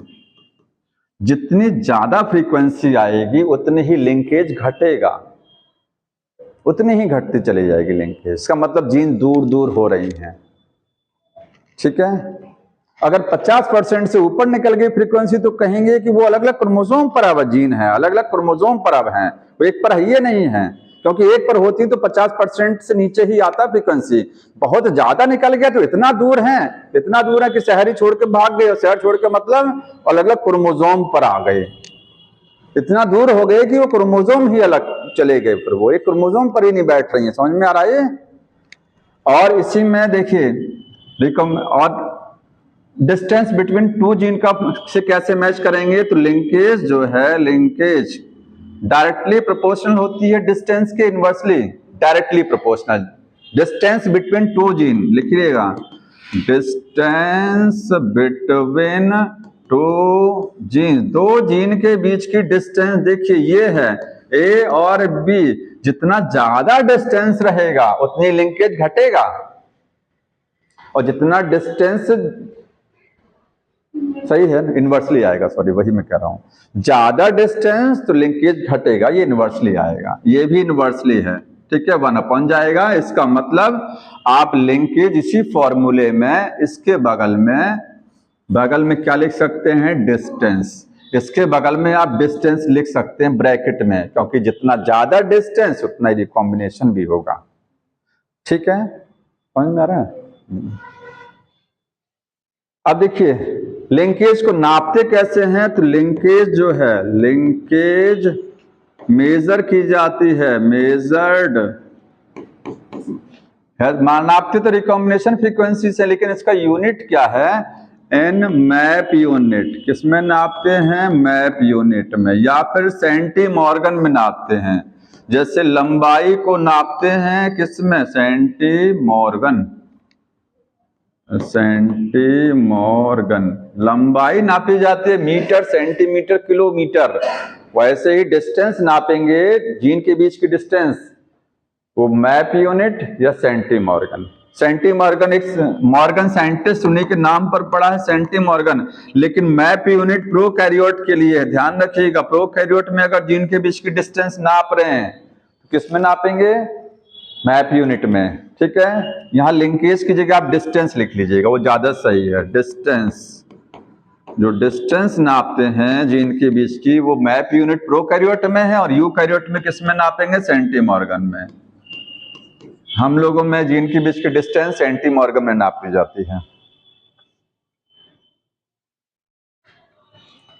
अब एक आगे का पेज देख लीजिए, उसमें जानते हो उस वाले से क्वेश्चन क्या आएगा? थोड़ा सा उसको मैं बता देता हूं। डायग्राम तो बड़ा भयंकर लग रहा देखने में। ठीक, तो डायग्राम आगे एक पेज पर दिया हुआ है। कौन सा वाला? ये सब लोग इस डायग्राम को ओपन कर लीजिए, यहीं जो लिखना है वो इसी पर लिख लीजिएगा। ये डायग्राम देख रहे हैं, ये वाला है। ठीक, ये वाला डायग्राम बताने जा रहे हैं। टीएच मॉर्गन जो थे, टीएच मॉर्गन, उन्होंने यूज किया था ड्रोसोफिला। क्या यूज किया था? ड्रोसोफिला। ड्रोसोफिला में वो इनहेरिटेंस पता लगाना चाह रहे थे। तो ड्रोसोफिला में उन्होंने 3 कैरेक्टर लिया था, ध्यान रखिएगा। कितने कैरेक्टर लिए थे? 3 कैरेक्टर। मेंडल ने 7 कैरेक्टर लेकर के स्टडी किया था, इन्होंने 3 कैरेक्टर, और तीनों सेक्स लिंक्ड थे। अगर मैं कहूं सेक्स लिंक्ड कैरेक्टर, तो जानते हैं उसका मतलब क्या है? अगर मेरे अंदर कोई जो है कैरेक्टर, सेक्स लिंक्ड कैरेक्टर आया है, सेक्स लिंक्ड कैरेक्टर मेरे अंदर कोई, ठीक है, या मान लीजिए, देखिए सेक्स लिंक्ड वो होता है जो एक्स या वाई क्रोमोसोम पर होता है। कहां होता है? एक्स या वाई क्रोमोसोम। ऑटोसोम पर होते हैं वो ऑटोसोमल कैरेक्टर, बॉडी कैरेक्टर होते हैं। समझ में आ रहा है? तो ड्रोसोफिला में उन्होंने तीन सेक्स लिंक्ड कैरेक्टर स्टडी किए थे, 3 सेक्स लिंक्ड कैरेक्टर्स को स्टडी किया था। 3 कैरेक्टर लिए थे, वो सब एक्स और वो भी वाई नहीं थे। कहाँ थे? सेक्स लिंक्ड का मतलब होता है या तो एक्स पर है या तो वाई पर, लेकिन तीनों जो थे वो एक्स क्रोमोसोम पर ही थे। ध्यान रखिएगा, वो कहाँ थे? सेक्स लिंक तो थे लेकिन वो ऑन एक्स क्रोमोसोम पर थे, वाई पर नहीं थे, एक्स क्रोमोसोम पर थे। वाई वाले को भी सेक्स कैरेक्टर बोलते हैं, जो वाई क्रोमोसोम पर जो जीन होती हैं उनसे जो कैरेक्टर आते हैं वो सेक्स कैरेक्टर होते हैं, लेकिन ये एक्स क्रोमोसोम पर सब थे। कौन कौन से थे? पहला इन्होंने लिया था बॉडी का कलर, बॉडी का कलर लिया था। दूसरा था आई का कलर। ये किसकी बॉडी की बात हो रही है? ड्रोसोफिला की बॉडी, ड्रोसोफिला की आंख का कलर और विंग्स की जो है साइज, पंख का जो है उनके साइज लिया था। 3 कैरेक्टर लिए थे। अब बॉडी कलर में 2 वैरायटी थी। इसमें एक आप देखिए, इसमें दिया होगा कहाँ, नहीं वाई है, हाँ ब्राउन और येलो। तो ब्राउन था और येलो था, ठीक है। और रेड और व्हाइट आंख का कलर था, रेड और व्हाइट था। और विंग का साइज था मिनिएचर और लार्ज, नॉर्मल था। एक नॉर्मल लिखेंगे, नॉर्मल, और एक मिनिएचर। मिनिएचर का मतलब छोटा विंग और नॉर्मल का मतलब साधारण साइज का। इसमें डोमिनेंट कौन सा था? ऊपर वाले सब डोमिनेंट हैं, ये डोमिनेंट है, बॉक्स बना लीजिए, ये सब डोमिनेंट ट्रेट हैं। नॉर्मल यहाँ डोमिनेंट है ना, यही है ना, हाँ नॉर्मल डोमिनेंट है, ठीक। अब ब्राउन के लिए उन्होंने कौन सा एलील लिया था? एलील देखिए कैसे याद रखेंगे भाई। मेंडल वाले में राउंड के लिए एलील बोलते थे आर, रिंकल्ड के लिए स्मॉल आर, टॉल के लिए टी। यहां उल्टा करेंगे, यहां उल्टा, यहां पर इसके नाम से एलील का नाम रहेगा। नीचे वाले जो रिसेसिव कैरेक्टर है, वाई से स्टार्ट हो रहा ना, वाई से स्टार्ट हो रहा है, ये किससे स्टार्ट हो रहा है? डब्ल्यू से, ये यम से। इसी के नाम पर अब आप नाम, एलील का नाम वाई से स्टार्ट हो रहा है तो ये रख देंगे वाई प्लस, ये हो जाएगा वाई। स्मॉल नहीं रखेंगे, ध्यान रखिएगा, यहां कोई स्मॉल कैपिटल नहीं है, अभी मैं बताऊंगा। ये सब कैपिटल है। व्हाइट है ना, नाम क्या रखा जाएगा एलील का? डब्लू, तो डब्लू रखा जाएगा, प्लस में रहेगा, और ये डब्लू नॉर्मल, स्मॉल नहीं रहेगा। ये मिनिएचर से यम से रहेगा, यम। अब यम इन्होंने छोटा ले लिया, कोई बात नहीं है, तो ये यम प्लस रहेगा और ये यम। अच्छा, यहां कैपिटल स्मॉल लेटर क्यों नहीं? यहां तो या तो कैपिटल ही है और या तो स्मॉल ही है। ऐसा नहीं किया गया डोमिनेंट के लिए कैपिटल और रिसेसिव के लिए स्मॉल नहीं किया गया, हाँ नहीं। तो सुन लीजिए, एक तरीका होता है डोमिनेंट के लिए, जो डोमिनेंट ट्रेट होता है, डोमिनेंट जहां आप दिखाएंगे, या तो आप कैपिटल लेटर लिखेंगे, या तो आप कैपिटल लेटर लिखेंगे तो डोमिनेंट, जैसे कैपिटल आर और कैपिटल वाई डोमिनेंट होता ना एलील। और या तो आप चाहे कैपिटल लिखिए चाहे स्मॉल लिखिए, उसके ऊपर प्लस लगा दीजिए, ठीक है। लेटर के ऊपर क्या करेंगे? लेटर के ऊपर प्लस लगा देंगे, चाहे कैपिटल लेटर है चाहे स्मॉल है, दोनों एक जैसे होने चाहिए, लेकिन यहाँ बड़ा छोटा नहीं है। प्लस लगा देंगे तो प्लस वाला डोमिनेंट है, या तो खाली प्लस लिख दीजिए। कहीं कहीं पर ये सब नाम नहीं लिखे होते हैं, केवल लिखा, अगर कहा जाए कि बताइए ये जो है एक प्लांट है, उसमें ये कंडीशन है प्लस और माइनस, तो ये है क्या? ये हेटेरोजाइगस है, ये डोमिनेंट है, ये रिसेसिव है। प्लस वाला खाली प्लस भी लगा सकते हैं, कोई लेटर की जरूरत ही नहीं है फिर। तो 3 पॉसिबिलिटी हैं, या तो कैपिटल लेटर लिखिए डोमिनेंट के लिए, रिसेसिव के लिए स्मॉल, या तो लेटर के ऊपर प्लस लगाइए तो वहां प्लस नहीं लगेगा, और या तो क्या है, यहां प्लस खाली लिख दीजिए तो फिर वहां माइनस लिखा जाएगा। फिर इस वाले केस में लेटर के ऊपर माइनस नहीं है, इसमें माइनस नहीं होता है, ठीक है। यहां लिख लीजिएगा, रिसेसिव के लिए स्मॉल लेटर लिखेंगे, या लेटर के ऊपर कुछ नहीं रखेंगे, या फिर माइनस लगाएंगे, हो गया। अब इन्होंने जो क्रॉस कराया था, पहला जो एनसीईआरटी में आपके क्रॉस दिया है, वो क्रॉस देखिए ये वाला है। 2 क्रॉस दिए गए हैं, क्रॉस ए और क्रॉस बी देख रहे हैं, इसमें एक क्रॉस ये कराया गया है और एक क्रॉस ये, इससे केवल जो क्वेश्चन आता है वही ध्यान रखना बस, ठीक है, वो क्रॉस नहीं करना। इस क्रॉस में बॉडी ये वाला है, ये क्रॉस 1 है, आपकी बुक में क्रॉस 1A है। बॉडी कलर और आई कलर के बीच में देखिए, वहां पर आप देखेंगे वाई और डब्ल्यू लिखा गया ना, वाई और डब्ल्यू एलील, एलील कौन सा दिख रहा है, वाई और डब्ल्यू, और आई कलर और विंग साइज के बीच में ये क्रॉस बी दिखाया गया बुक में, ठीक है।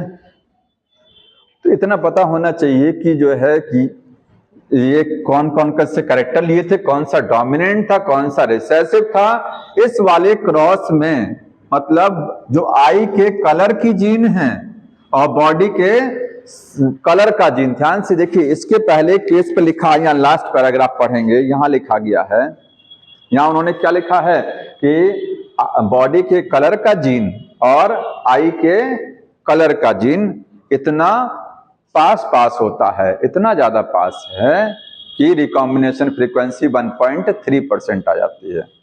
जो 1.3% आ रही है रिकॉम्बिनेशन फ्रीक्वेंसी, वो ए वाले में है ना, इसी में देख लीजिए किसमें है, और बी वाले में रिकॉम्बिनेंट फ्रीक्वेंसी 37.2, कुछ ज्यादा आ रही है। तो मैं ए वाले का अगर बनाऊं, थ्योरी में लिखा गया है कि ये देखिए, ये क्रोमोसोम है, ये क्रॉस ए वाले की मैं समझा रहा हूं, क्रॉस ए, और क्रॉस बी में ऐसा केस है, क्रॉस बी। ए वाले में बॉडी का कलर और आई के कलर की जीन है, बॉडी के कलर में वाई है, वाई प्लस इस पर है तो वाई इस पर है, और डब्लू प्लस इस पर है तो डब्लू इस पर है, ठीक है। और इस वाले में क्या दिखाएंगे, इस वाले में आई का कलर, आई के कलर और विंग का साइज वाला जो जीन है वो किस वाले क्रॉस में हो रहा है, ये वाले दूसरे वाले में हो रहा है। यहां पर आई के कलर में डब्लू प्लस दिखाएंगे तो ये डब्लू हो गया, और यम प्लस दिखाएंगे तो ये यम हो गया। मैं यहाँ यम को थोड़ा सा दूर दिखाना चाह रहा हूं, ये देखिए, इस एम को थोड़ा सा दूर दिखाएंगे। बताइए दोनों में किस में ज्यादा रिकॉम्बिनेशन फ्रीक्वेंसी आएगा, कहां लिंकेज ज्यादा है, पहले वाले में लिंकेज ज्यादा कि नहीं है, जीन ज्यादा पास है, दूसरे वाले में जीन दूर दूर है। तो जीन पास है, टाइटली एकदम कंप्लीट वाली नहीं है, टाइटली वाली है, ये टाइटली वाली है, ठीक है।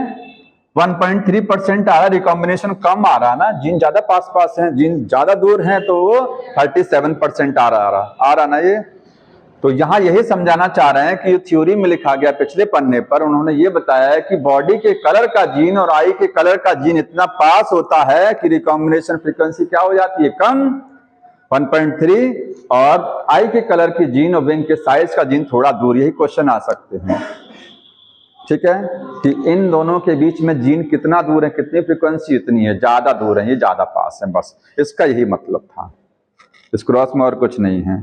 और एक चीज ध्यान देंगे कि इसमें वाई क्रोमोसोम पर कोई जीन नहीं दिखाया गया। आप इस क्रॉस को फिर से देखिए, क्या वाई क्रोमोसोम पर कोई जीन दिखाया गया है, नहीं, वाई पर कोई जीन नहीं है, ठीक है। वाई क्रोमोसोम कहां दिखाया गया है, जो ऐसे मोड़ के दिखाया गया वो वाई है, जो मोड़ा हुआ है वो वाई है, वाई पर जीन ही नहीं होता है।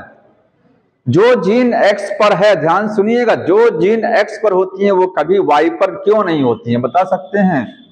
फीमेल में 2 एक्स क्रोमोसोम होते हैं, जो जीन यहां पर है तो उसका जोड़ीदार स्मॉल यहां पर होगा, कैपिटल आर यहां है तो स्मॉल आर यहां। लेकिन मेल के केस में अगर कोई जीन यहां पर है तो उसका जोड़ीदार एलील यहां नहीं होता है। क्यों नहीं होता है, क्योंकि Y chromosome is totally different chromosome, Y different होता है, सेम होमोलॉगस में नहीं है, ठीक है, वो सेम क्रोमोसोम नहीं है। जो एक्स पर है वो जीन अलग, जो वाई पर है वो अलग होते हैं, इसलिए वाई पर दिखाया नहीं, क्योंकि सारी जीन एक्स वाली हैं। ये सारी जीन किस पर लगी हैं, एक्स क्रोमोसोम पर हैं, ठीक है।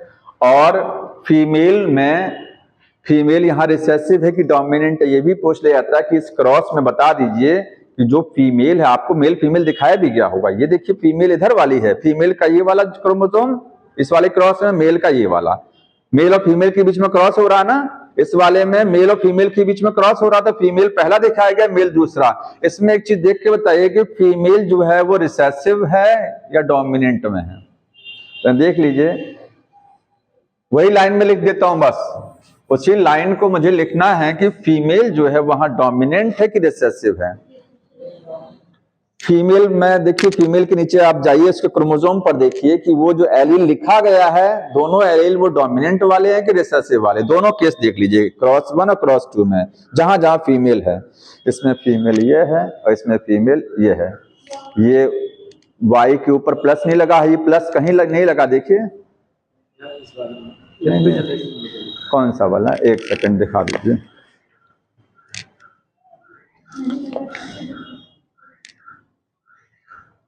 कहाँ गया ये?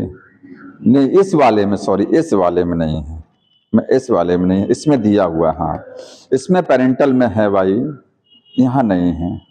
ये जो इसका मतलब एक चीज ये है कि ये वाला जो जीन होता है, ये वाला, ये दोनों, ये आई के कलर और विंग का साइज वाला जो जीन है ये फीमेल में है, और यहाँ पर ये दोनों रिसेसिव केस है, ठीक है। इसमें प्लस दे दिया है, इसमें है प्लस, कोई बात नहीं।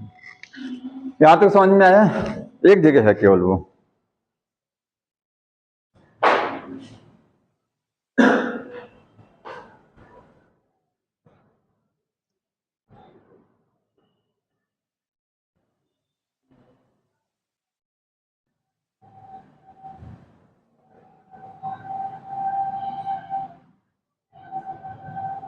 अच्छा, एक क्रिस क्रॉस इनहेरिटेंस होता है, पता है किसी को?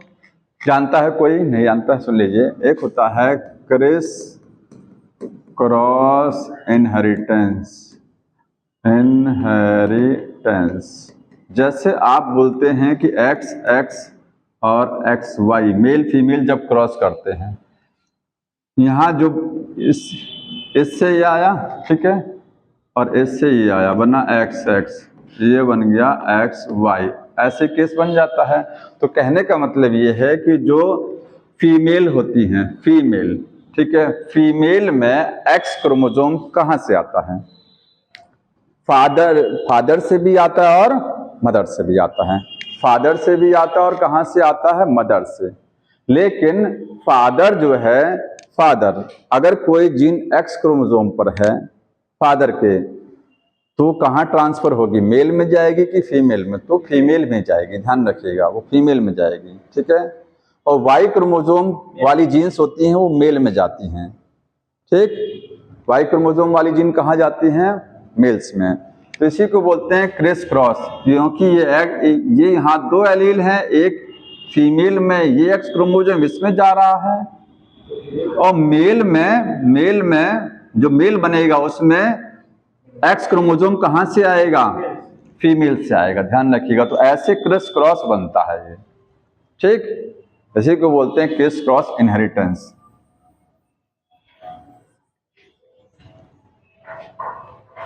अगला देखिए, इसके बाद में अगला आ जाइए सेक्स डिटर्मिनेशन। अगला जो टॉपिक है वो सेक्स डिटर्मिनेशन है। तो सेक्स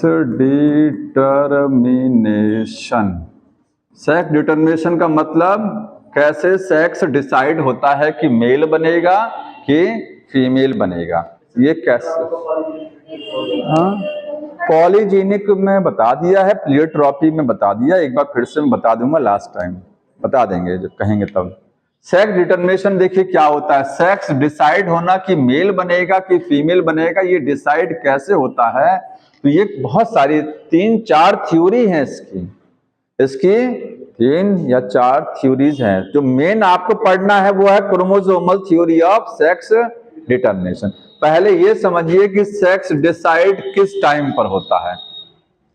जब फर्टिलाइजेशन होता है, जब गैमीट फर्टिलाइज करते हैं, एक्स वाई से फर्टिलाइज कर रहा है कि एक्स से फर्टिलाइज कर रहा है। भाई जानते हैं ना कि स्पर्म बनते हैं 2 तरीके के, ओवा बनते हैं 1 तरीके के। स्पर्म में 2 वैरायटी के गैमीट बने, कौन सा किसके साथ फ्यूज किया ये डिसाइड करेगा क्या बनेगा। तो फर्टिलाइजेशन के टाइम पर होता है। तो सेक्स डिसाइड होता है at the time of fertilisation, ठीक है। और फर्टिलाइजेशन के जो चांस होते हैं वो 50% होते हैं, ये भी जानते हैं। आधा चांस होता है लड़का बॉय का, 50% chance of male and female. अब सेक्स डिसाइड करता कौन है? ह्यूमन में कहा जाए तो फादर डिसाइड करता है। फादर तो डिसाइड करेगा लड़का बनेगा कि लड़की बनेगी, क्यों? मदर डिसाइड करती, मदर डिसाइड नहीं करती। क्यों? जानते हैं सब लोग ना, एक्स एक्स मदर के पास दोनों सेक्स क्रोमोसोम क्या है? सेम है। भाई ऑटोजोम तो 44 हैं, ऑटोजोम फादर में भी तो 44 हैं, तो ऑटोजोम से सेक्स तो डिसाइड नहीं होता है, ठीक है? सेक्स क्रोमोसोम से सेक्स डिसाइड होगा। यहाँ दोनों एक्स हैं, चाहे ये वाला कहीं जाकर के जुड़ जाए चाहे ये वाला कहीं जुड़ जाए, बात तो वही रहेगी ना, दोनों तो सेम ही हैं। फीमेल में दोनों सेक्स क्रोमोसोम सेम होते हैं, दोनों एक्स हैं इसलिए दोनों सेक्स क्रोमोसोम सेम, लेकिन यहां अंतर है, ये कहीं जुड़ेगा जाकर के तो अलग कॉम्बिनेशन हो, वाई जहां जाएगा वहां लड़का बनेगा, एक्स जहां जाएगा वो गर्ल बनेगी। जानते हैं यही तो है ना, क्योंकि दो तरीके के, तो फादर ही डिसाइड करता है। तो मेल, अब देखिए यहां पर ये नहीं कहेंगे कि मेल ही हमेशा डिसाइड करता है, क्योंकि बर्ड्स के केस में, बर्ड्स में Z Z Z W type का होता है, तो जेड जेड मेल होता है और जेड डब्ल्यू होती है फीमेल। तो कैसे कहेंगे कौन डिसाइड करे, क्योंकि कहीं कहीं तो फीमेल भी डिसाइड कर रही है, तो डिसाइड वो करता है जिसके पास दो तरीके का सेक्स क्रोमोसोम होता है, दो तरीके के गैमीट जो बनाते हैं, जो organism two type of gamete, यहां एक ही तरीके का गैमीट तो बनेगा ना, एक्सेल सब एक्स वाले बनेंगे। इस वाले केस में जो मेल है उसमें सब जेड जेड वाले बनेंगे, लेकिन यहां क्या है, डिफरेंट टाइप का, कुछ में जेड कुछ में डब्ल्यू, कुछ में एक्स कुछ में वाई। तो हेट्रोगैमेटिक इंडिविजुअल जानते हैं क्या होते हैं? ऐसे इंडिविजुअल जो दो तरीके के गैमेट बनाते हैं, ठीक है? जैसे ह्यूमन में कहा जाए एक्स और वाई अलग अलग हो गया, मेल वाले। बर्ड्स वाले में फीमेल हेट्रोगैमेटिक हैं, तो हेट्रोगैमेटिक इस सेक्स को डिसाइड कर देगा, होमोगैमेटिक नहीं करेगा। होमोगैमेटिक में तो सेम टाइप का सेक्स क्रोमोसोम होता है, ठीक है? हाँ, यहां लिखेंगे हेट्रोगैमेटिक इंडिविजुअली डिसाइड करता है। कौन डिसाइड करेगा? By heterogametic, heterogametic individual, individual decide करेगा। हेट्रोगैमेटिक का मतलब contain two different type of gametes, two दो तरीके का गैमेट बनेगा, two different type of gametes, दो अलग अलग तरीके के गैमेट्स बनाएंगे, वही सेक्स को डिसाइड करेंगे। होमोगैमेटिक होते हैं जिनमें सेम टाइप के गैमेट बनते हैं।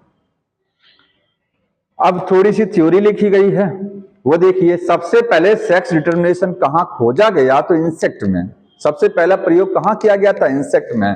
तो फर्स्ट स्टडीड, इसको नोट कर दीजिए, फर्स्ट सबसे पहले कहां स्टडीड किया गया सेक्स डिटर्मिनेशन? इन इंसेक्ट्स में, ठीक है? किसने सबसे पहले स्टडी किया था? तो एक साइंटिस्ट का नाम है इसमें हेनकिन, हेनकिन, हेनकिन, अंडरलाइन कर लीजिए, हेनकिन। 1800 कितना लिखा गया?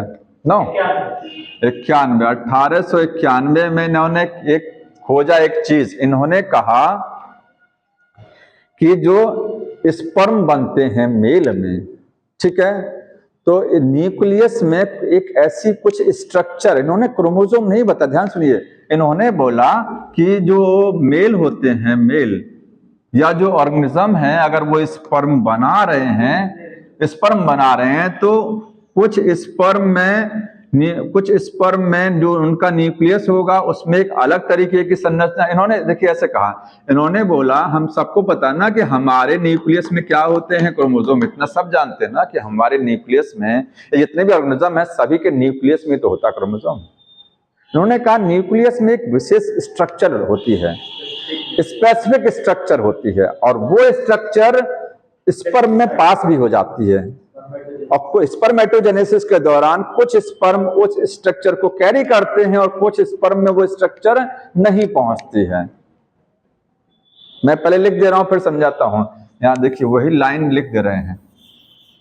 यहां इन्होंने बोला ड्यूरिंग स्पर्मेटोजेनेसिस, जब स्पर्म बनते हैं उस दौरान स्पेशल स्ट्रक्चर, एक स्पेशल स्ट्रक्चर होती है, फाउंड इन सम स्पर्म, कुछ स्पर्म में देखने को मिलेगा। स्पर्म को क्या बोलते हैं? गैमीट। वाइल इन अदर दूसरे कुछ स्पर्म में ये इट एब्सेंट, ये स्ट्रक्चर नहीं होती है। इसी स्ट्रक्चर को बोला इन्होंने एक्स बॉडी। ठीक है, ये जो स्पेशल स्ट्रक्चर बोल रहे थे इसी को इन्होंने क्या कहा? वो है एक्स बॉडी। मतलब कुछ स्पर्म के अंदर एक्स बॉडी जाएगा, कुछ स्पर्मेटोजेनेसिस में जानते हैं स्पर्म बनते हैं, दो तरीके के बनते हैं। अब ह्यूमन में तो पता है एक्स वाई बनता है, तो बाद में खोजा गया ना सब चीजें। पहले कहा कि कुछ स्पर्म में एक्स जाए, एक स्ट्रक्चर रहेगी, उसको बोलेंगे एक्स बॉडी।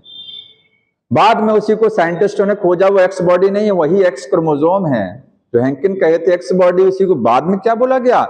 वही एक्स क्रोमोजोम है। तो एक्स बॉडी को लेटर बाद में कॉल्ड, उसको बोला गया एक्स क्रोमोजोम। ठीक है, तो इन्होंने कहा इनके हिसाब से कि कुछ स्पर्म में एक्स जाएगा, कुछ में एक्स नहीं जाएगा, तो क्या वाई जाएगा?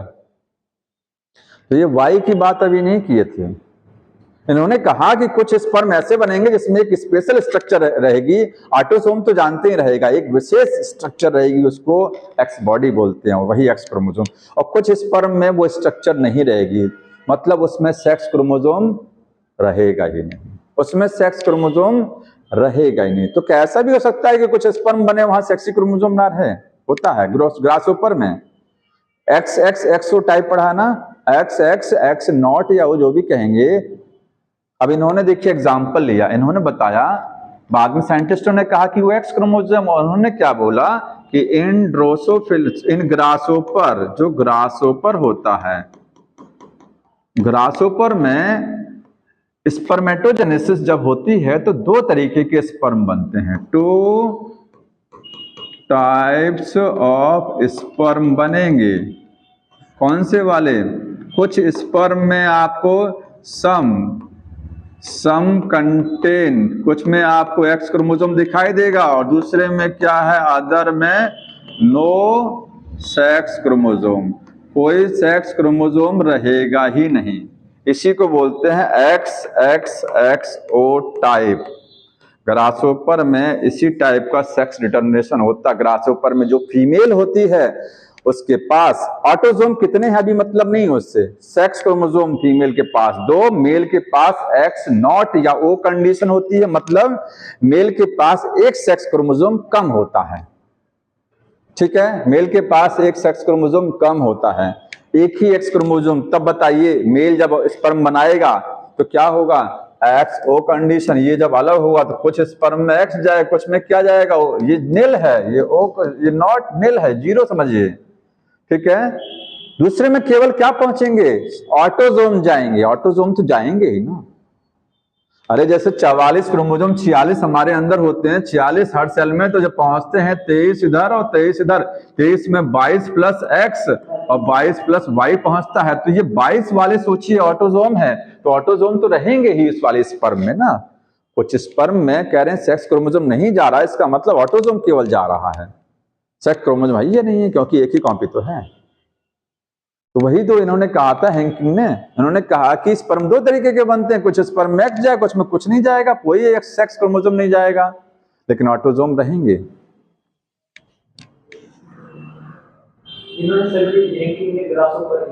हाँ, इन्होंने ग्रासहोपर, इनके हिसाब से देखिए यही है एक, हाँ इंसेक्ट लिखा, आप ग्रासहोपर समझें, क्योंकि पहले इन्होंने ग्रासहोपर की एक लाइन लिखा गया, do you think number of chromosome in the, इसी पहले पेज पर है, डू यू थिंक, तिरछे लाइन से लिखा है question, do you think number of chromosome in the male and female are equal, बताइए। ड्रोसोफिला में मेल और फीमेल में क्रोमोसोम का नंबर बराबर होगा कि नहीं होगा? नहीं, क्योंकि जब यहां पर मेल में एक कम है सेक्स क्रोमोसोम, तो जाहिर सी बात है बराबर नहीं होगा नंबर ना, तो वहां नो लिख दीजिए आंसर में।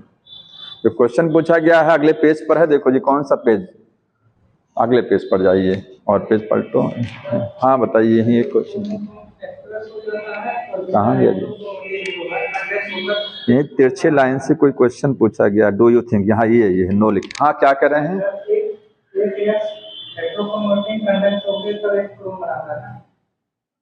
एक हेक्स हेट्रोक्रोमेटिक,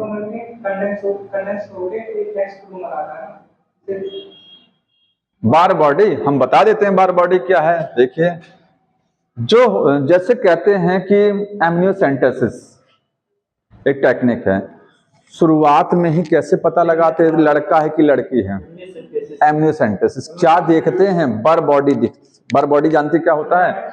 देखिए, फीमेल के अंदर 2 एक्स क्रोमोसोम होते हैं ह्यूमन में, तो 2 एक्स क्रोमोसोम हैं, तो इसमें से एक एक्स क्रोमोसोम थोड़ा सा कम एक्टिव होता है, लेस एक्टिव, थोड़ा सा धीमा होता है, ज्यादा चलता फिरता नहीं है, ज्यादा एक्टिव नहीं रहता, उसी लेस एक्टिव क्रोमोसोम को बार बॉडी बोलते हैं, बार साइंटिस्ट का नाम है।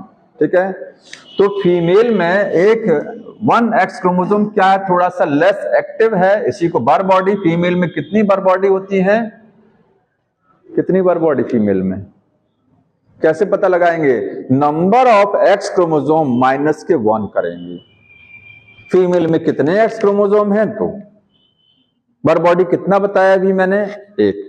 फॉर्मूला क्या होता है? जितने एक्स क्रोमोसोम होते, number of x chromosome minus के 1 कर देंगे। ठीक है, तो क्या आ जाएगा? बर बॉडी आ जाएगा। समझ में आ जाएगा? यहाँ 2 एक्स क्रोमोसोम है, इसमें से 1 माइनस कर देंगे तो 1 बचेगा, 1 बर बॉडी आ गया।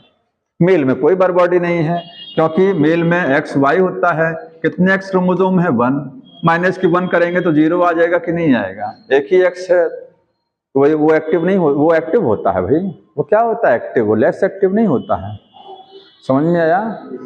1 x less active x chromosome is called बर बॉडी। वो फीमेल में होती है बर बॉडी, इसीलिए बर बॉडी अगर है तो फीमेल है, नहीं है तो मेल हो गया।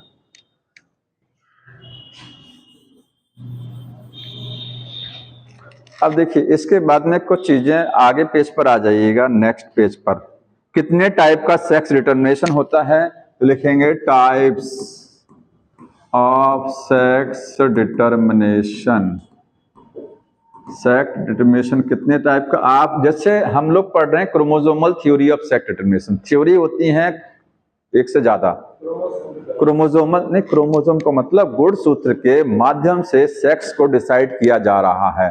और भी थ्योरी है, वो थोड़ा सा 2 मिनट के अंदर और थ्योरी बता देंगे। तो यहाँ पर हम सेक्स डिटर्मिनेशन जो टाइप्स पढ़ रहे हैं वो कौन सा पढ़ रहे हैं? वो क्रोमोसोमल थ्योरी वाला पढ़ रहे हैं, क्रोमोसोमल थ्योरी वाला पढ़ेंगे, क्योंकि सिलेबस में यही दिया है।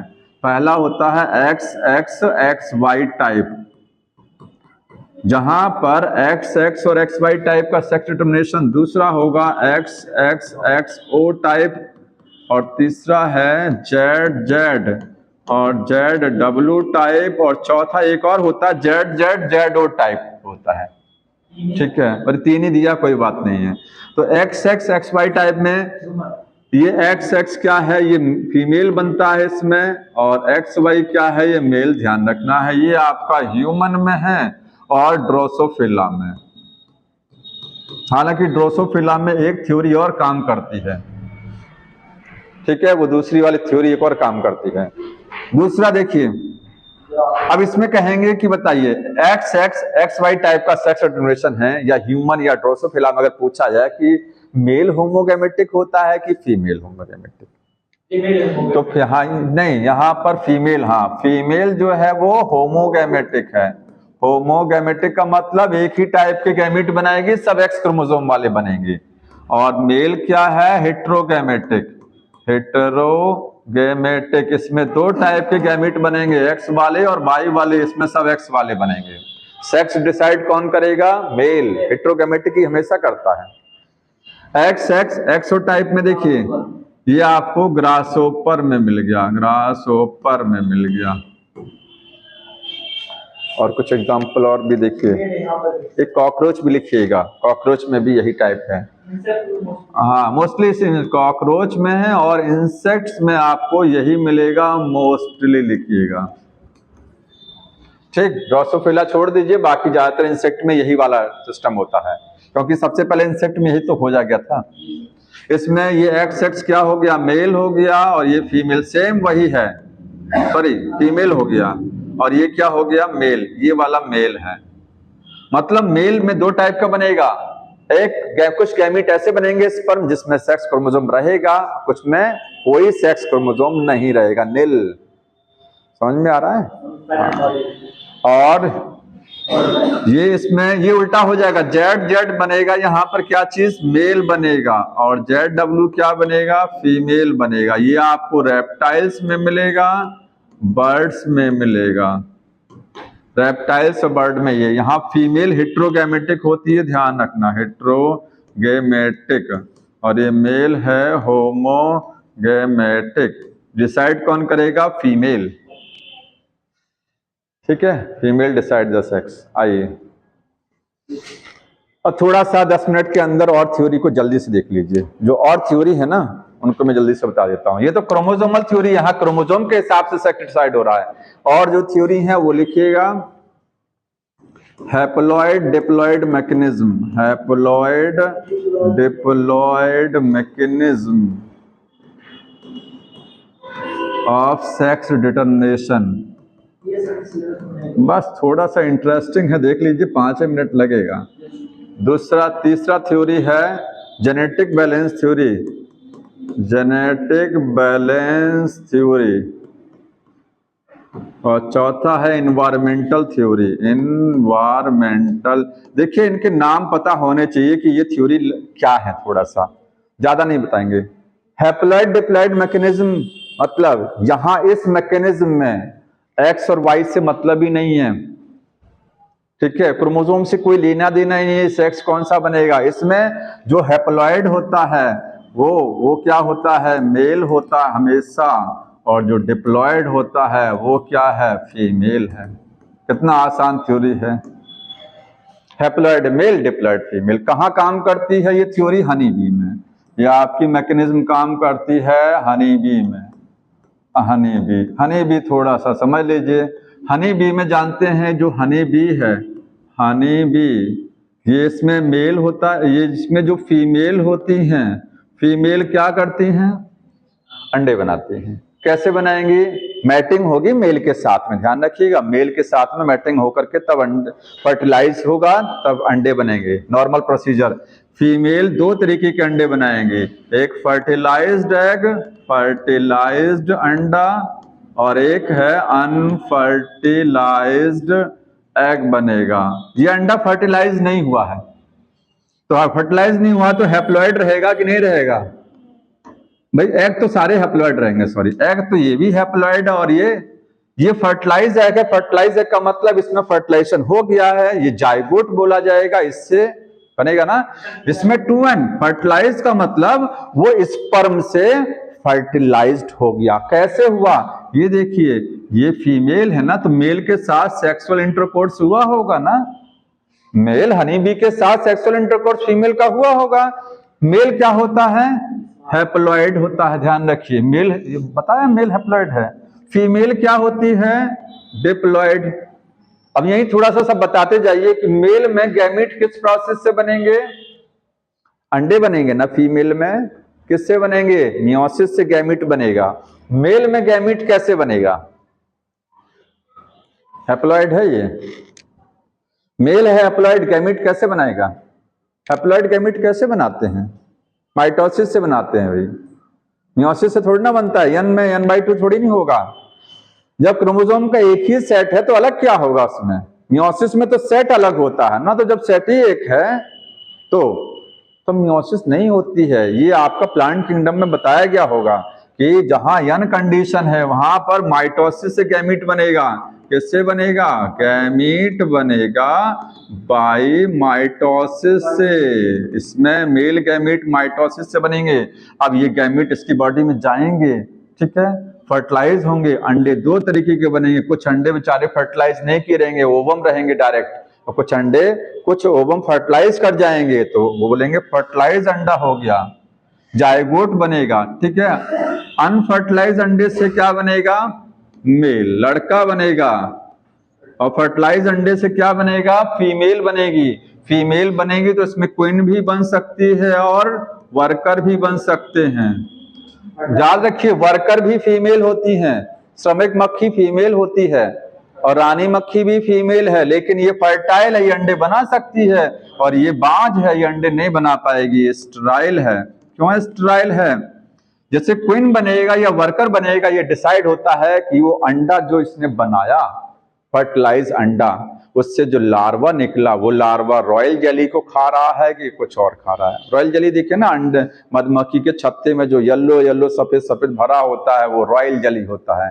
तो अगर ये लार्वा, इसका अंडे से लार्वा बनता है, इतना पता होगा। इंसेक्ट में क्या होता है, अंडे से लार्वा। वो लार्वा अगर बढ़िया भोजन कर रहा है तो क्वीन बन जाएगी, और अगर रॉयल जेली नहीं खा रहा है तो वर्कर बन जाएगा। एक तो ये हो गया। अनफर्टिलाइज अंडे से क्या बन जाएगा, मेल। इस प्रोसेस को बोलते हैं पारथीनोजेनेसिस। पारथीनोजेनेसिस यही है। हाँ, यहां पर हैप्लॉइड डिप्लॉइड मैकेनिज्म समझ में एक्स वाई से कोई लेना देना नहीं है।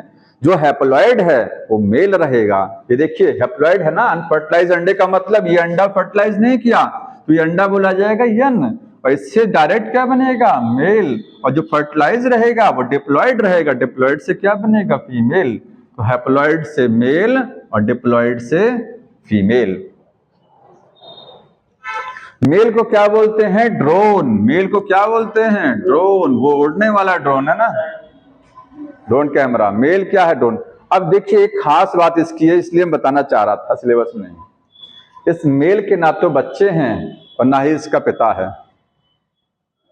मेल जो हनी बी में जो मेल होता है उसका अपना कोई बच्चा नहीं होता है। अपना बच्चा नहीं है, उसके कोई बाप नहीं है, लेकिन उनके दादा भी हैं, उनके पोते भी रहेंगे।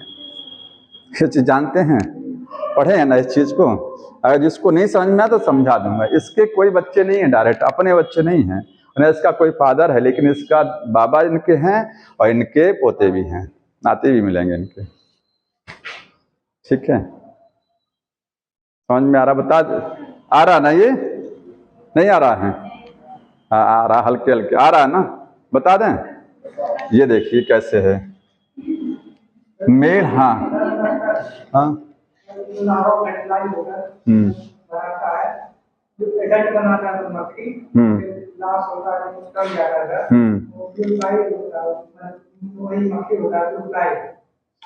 छोड़ दीजिए, यही देख लीजिए, बहुत है, यही देख लीजिए। ये ज्यादा है, कम नहीं है।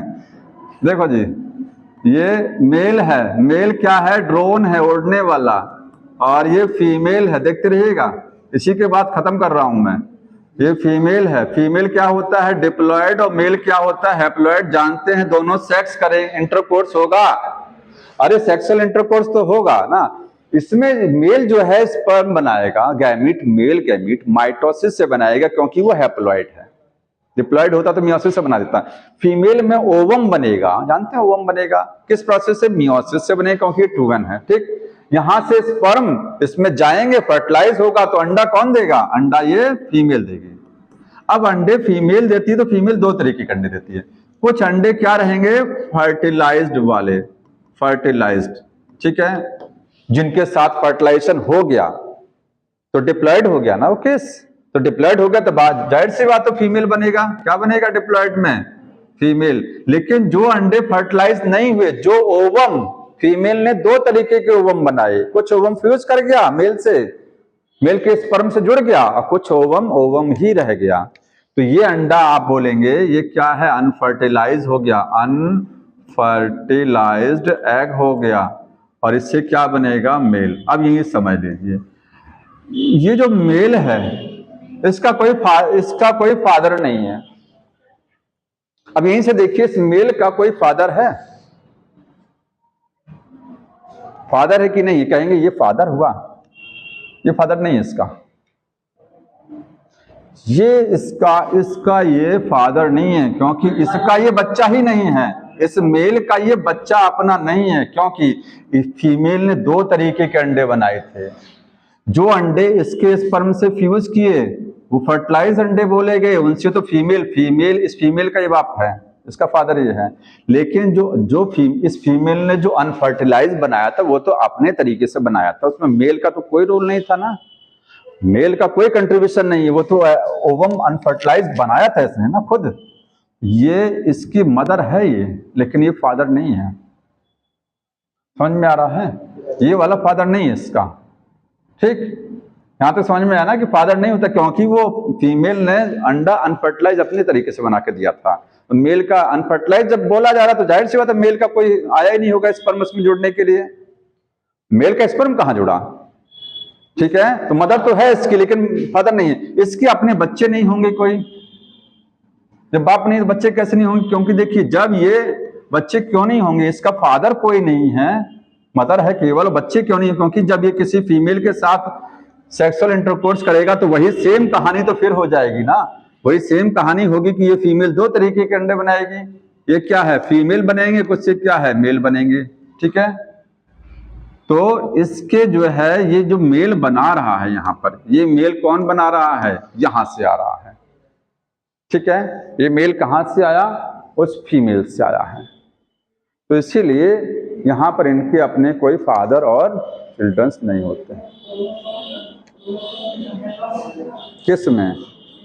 नहीं, हाँ क्रोमोसोम की संख्या कम ज्यादा रहेगी। मेल में हाफ क्रोमोसोम रहेगा, फीमेल में जस्ट डबल रहेगा, क्योंकि मेल हैप्लॉइड होता है, फीमेल क्या होता है?